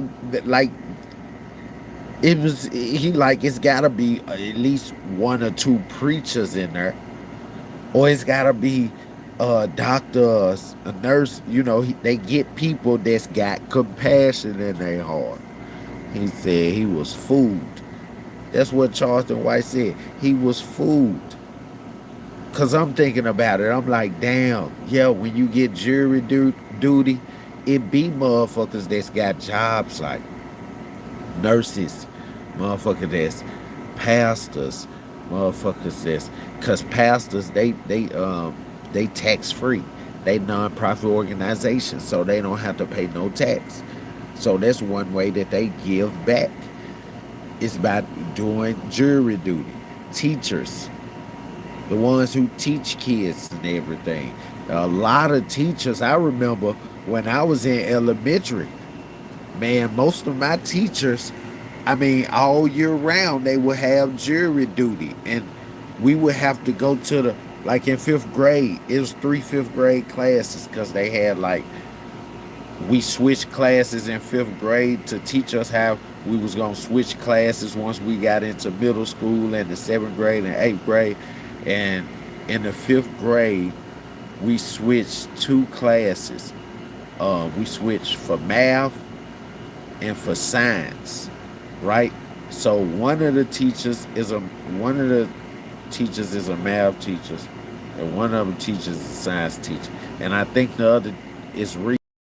My teacher was the reading teacher, so we did reading all the time in my class, right? And at the end of the day, the last 2 hours, we would switch classes, right? So my class would go to the science teacher next door, Miss Villio, and then Miss Paris, black lady across the hall, would come to, no, my teacher name was Miss Villio. We would go to science next door to Miss Vietti. She was an Italian white woman. And then across the hall, Miss Paris, Miss Vietti class would go to Miss Paris, which was the math teacher, the black woman. And then Miss Paris class would come into my class, Miss Violi, which is the reading teacher, right? So when we was in the 5th grade, we switched classes 2 times at the end of the day.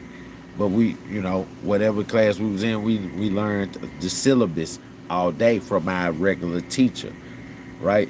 So it would be like my teacher would have jury duty and she would be out.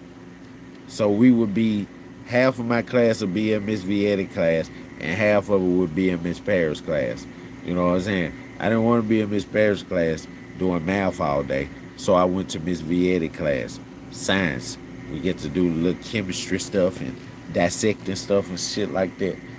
And I remember all of them used to have to go to jury duty. So that means they got to sit behind a jury and say if somebody guilty and give them a sentence, right? So he not wrong about that at all. Outside the courtroom all week long. publicly saying if he walk out of there innocent, they're gonna shoot him in the head. So I sit in my prayer closet, God said, that's why I had to let him be guilty. They were gonna kill him. They were gonna kill him. They were gonna kill him, homie.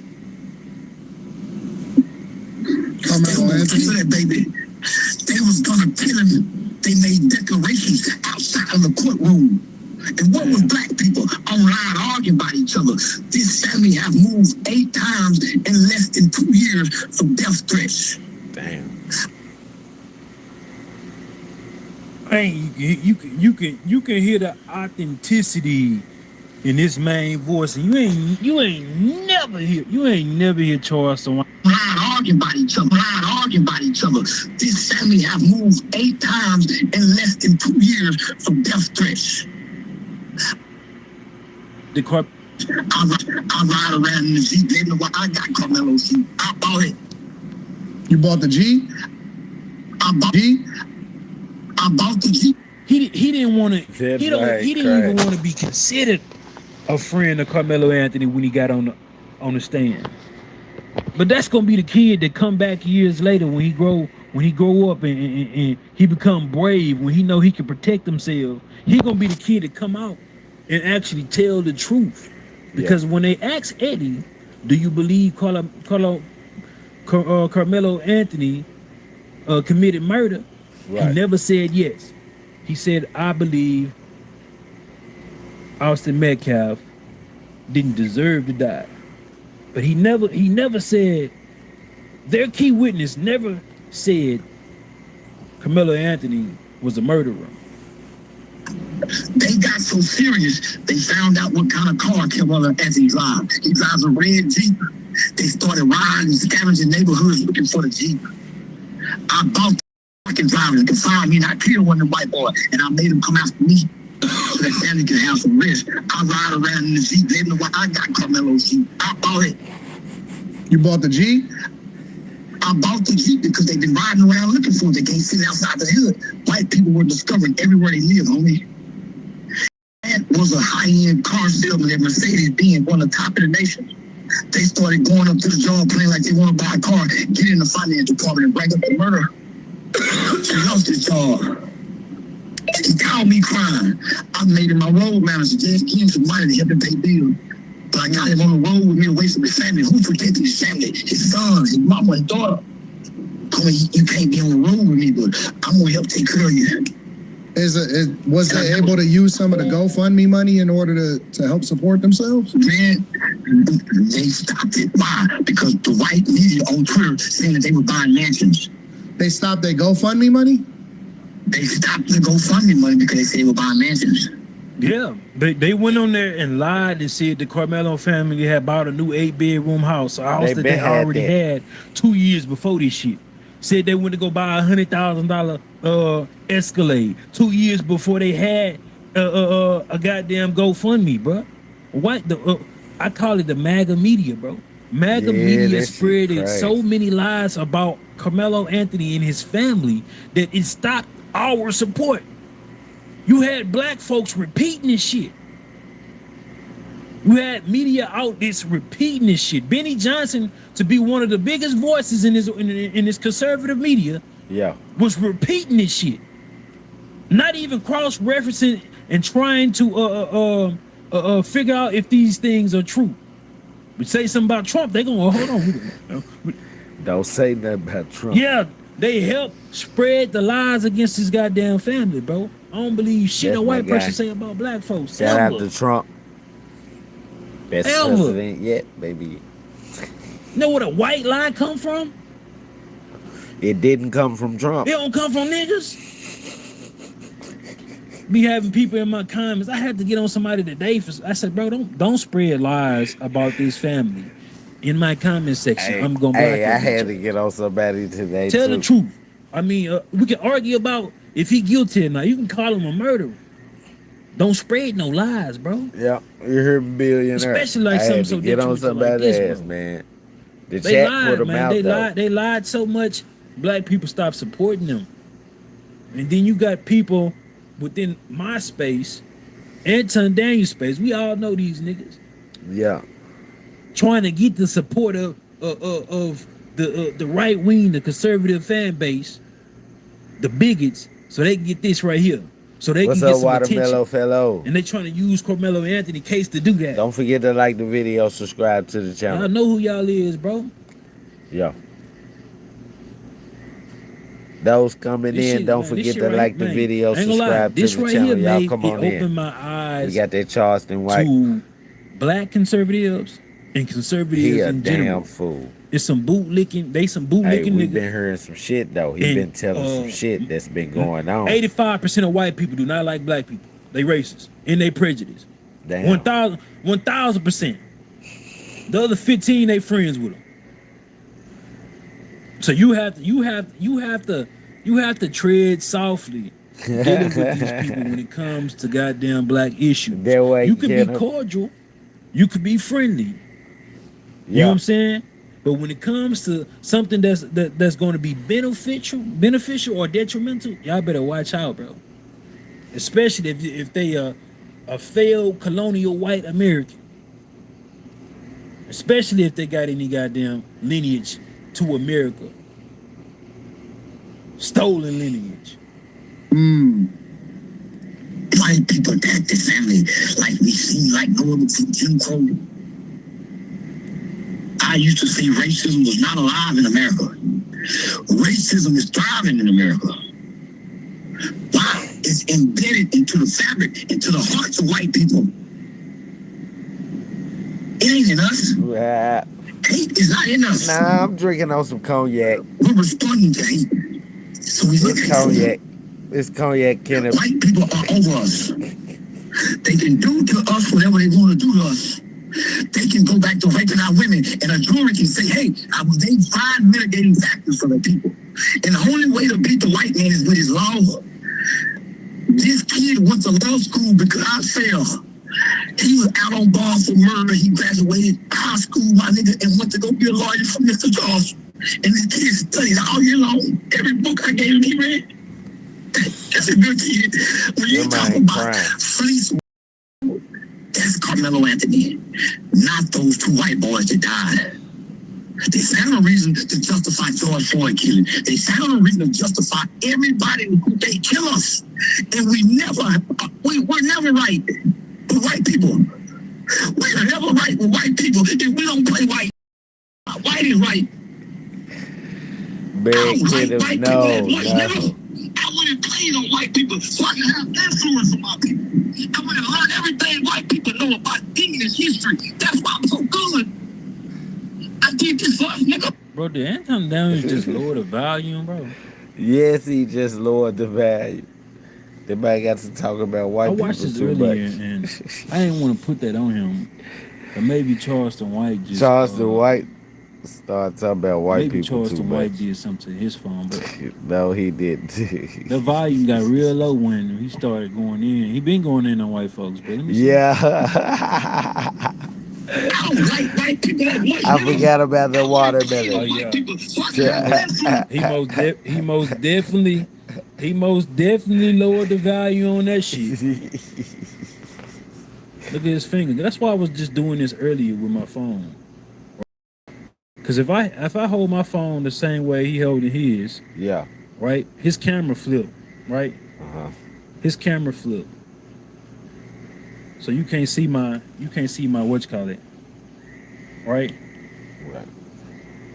Hold on, let me show you. The same way. Yeah. Most definitely. Yeah, my shit still flip. Black folks, but they try to make... He's like that. How can we in America look at this trial and see racism when children are involved? Why? Because the white people came and made it racism before the white folks got there. That's what I've been saying. Anytime you say something about white people, a definitive message, he moving that goddamn phone. And Tom he don't want to be disrespectful down on his ass. And just, hey, I'm gonna call you back because we've been on him about this shit. Remember Corey Holcomb said you be kissing the ass of a white man. Remember Six the guy that said, Man, let Anton be great. you got a white Anton superiority Daniels, complex. that nigga the hardest. That nigga the hardest with Every this shit. step of the process, this black kid Shout has out to my be big passed bro, along to a white Anton face. Daniels. Every step of the process, this kid had to be passed along to his enemy, and they never saw him as a kid with epilepsy, no violence in his background. This kid has saved more lives than he's thrown any punches in my life. He made the news when he was 19 years old for rescuing a lily white baby. Wow. This ain't the one we turn our hearts cold for people. Y'all ain't never heard me talk like this, like this. This ain't the one we go cold on. Yeah, he did. So what do you think we should do? Karmelo Anthony. I'm raising He made the news when he was 10 days years old because we for have to get the kid rescuing appeal. a white baby We only that got almost 29 drowned. days. Can we get his? I could use my platform to get his father story. If you want me to talk to his father, I definitely can talk to the father. That's why I'm calling you. Shout out to Anton Daniels, bro. Shout out to you for that, bro. Cause you what I do know and feel when somebody write that Anton Daniels is close with and he respect their opinion, Yeah. he gonna value it. Right. You know what I'm saying? I think he gonna valued it, and hopefully this just not for show. I'll know if this is for show if this segment doesn't get and put on Anton Daniels' platform. That's what I've been calling, fam. Do you want to join a live stream? Because I got thousands of people watching right now. That's crazy. I don't think they can. They gotta up and move. Yeah. Okay. These people's life is in danger. White people got what they wanted. Give him my number, see? Give him my number and tell him. I'm gonna do a conference or text message. Let me just say this. They want to hurt somebody. Yeah. They got 35 years, but this don't seem to be enough for white people. So all I'm saying is, there's two sides of the law. You have the letter of the law, and then you have the spirit of the law. Damn. This is where the spirit comes in. Compassion, mercy, forgiveness. And we didn't get all the facts. The reason that kid was so fearful is because these were some dangerous two boys. And everybody out here knows that. Have you noticed that the black judge who lowered Karmelo's bond, she's disappeared. She have disappeared, people. Wow. When that black judge who I haven't lowered heard from that into judge office out there, anymore. when she lowered that nigger's bond, she's been in hiding and secret protection since then. The white folks went after her. She got to have private security now as a judge. Nobody mentioned her anymore either. She had to go in hiding. Wow. His family done moved 8 times, Sean. In fear and hiding. Every time they find someone, somebody, a lady by the name of Sarah Fields, they was leaking information from the courts when he was making bond to Sarah Fields. He said, Sean, do Charleston White think he's said, talking to Sean Cotton? He said, You got all these people personal information. Everything. So I attacked Sarah to put the heat on me. I make me the target, white people. Come try to hurt me. I got the guns. I got what y'all want. See, we don't want that. We don't want that. No. That's what I said then. This is, you don't know what we want. Anton Daniels said, We want to protect ourselves. we don't want that. We want that family to be able to protect themselves. They getting threats. Charleston White said, motherfuckers come to attack the me, father white people. job, I acting got like they the want to buy a guns. car to try to He grill said- him about his sons. Anton said, no. They trying to follow Karmelo Anthony's Jeep. He said, no, that's They what I done said moved at 8 first. different times. You got lies put out there talking about they using the GoFundMe money for luxurious shit. And you talking about we don't want that? We most definitely want them to protect themselves. Bro, crazy. It's politically correct shit. Nah. You just said the other day if somebody stole a piece of bubble gum out your goddamn store, you might have to blow their goddamn head out. over some goddamn bubble gum, but when it's a real threat versus a real black family, you talking about you don't want that. That's crazy, man. Actually giving an opinion. That's crazy, man. I think that's just crazy. How they've been riding around looking for Karmelo Anthony's truck. Charleston White and called Anton Daniels crying, saying he done bought the truck because now this man folks gotta move. You know what I'm saying? And then the dad was one of the top sellers at one of the nation's top Mercedes Benz dealers. And these folks, white folks, coming up there acting like they want to buy cars, and then when they get in the finance room in the back, they bringing up the murder, of his son and everything, the murder that his son committed, and got his dad fired from the job. Now they got to move out their neighborhood and everything. And Charleston White then called Anton Daniels to help. So now we got, we gonna see what Anton Daniels finna step in and do.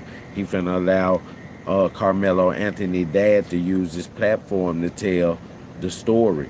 So, you know what I'm saying? Tomorrow we're gonna come back with Anton Daniels and Karmelo Anthony dad, you know what I'm saying, and the story that the dad got behind on what they've been going through and how they've been suffering living in Collins County after Karmelo Anthony received 35 years and had to do the sentence or whatever. But y'all know what this is. This is our MS Analytics. What are we? We are Blockstar analysts. What did we just do? We just analyzed the fuck out of this shit. I love you, chat. Thank you, chat. And God bless. Don't forget to like the video, comment down below, and subscribe to the channel to become a part of the family. Listen, man. Y'all been chilling with yours truly, all the way from Memphis. It's MS. Don't you forget me. And we out, y'all.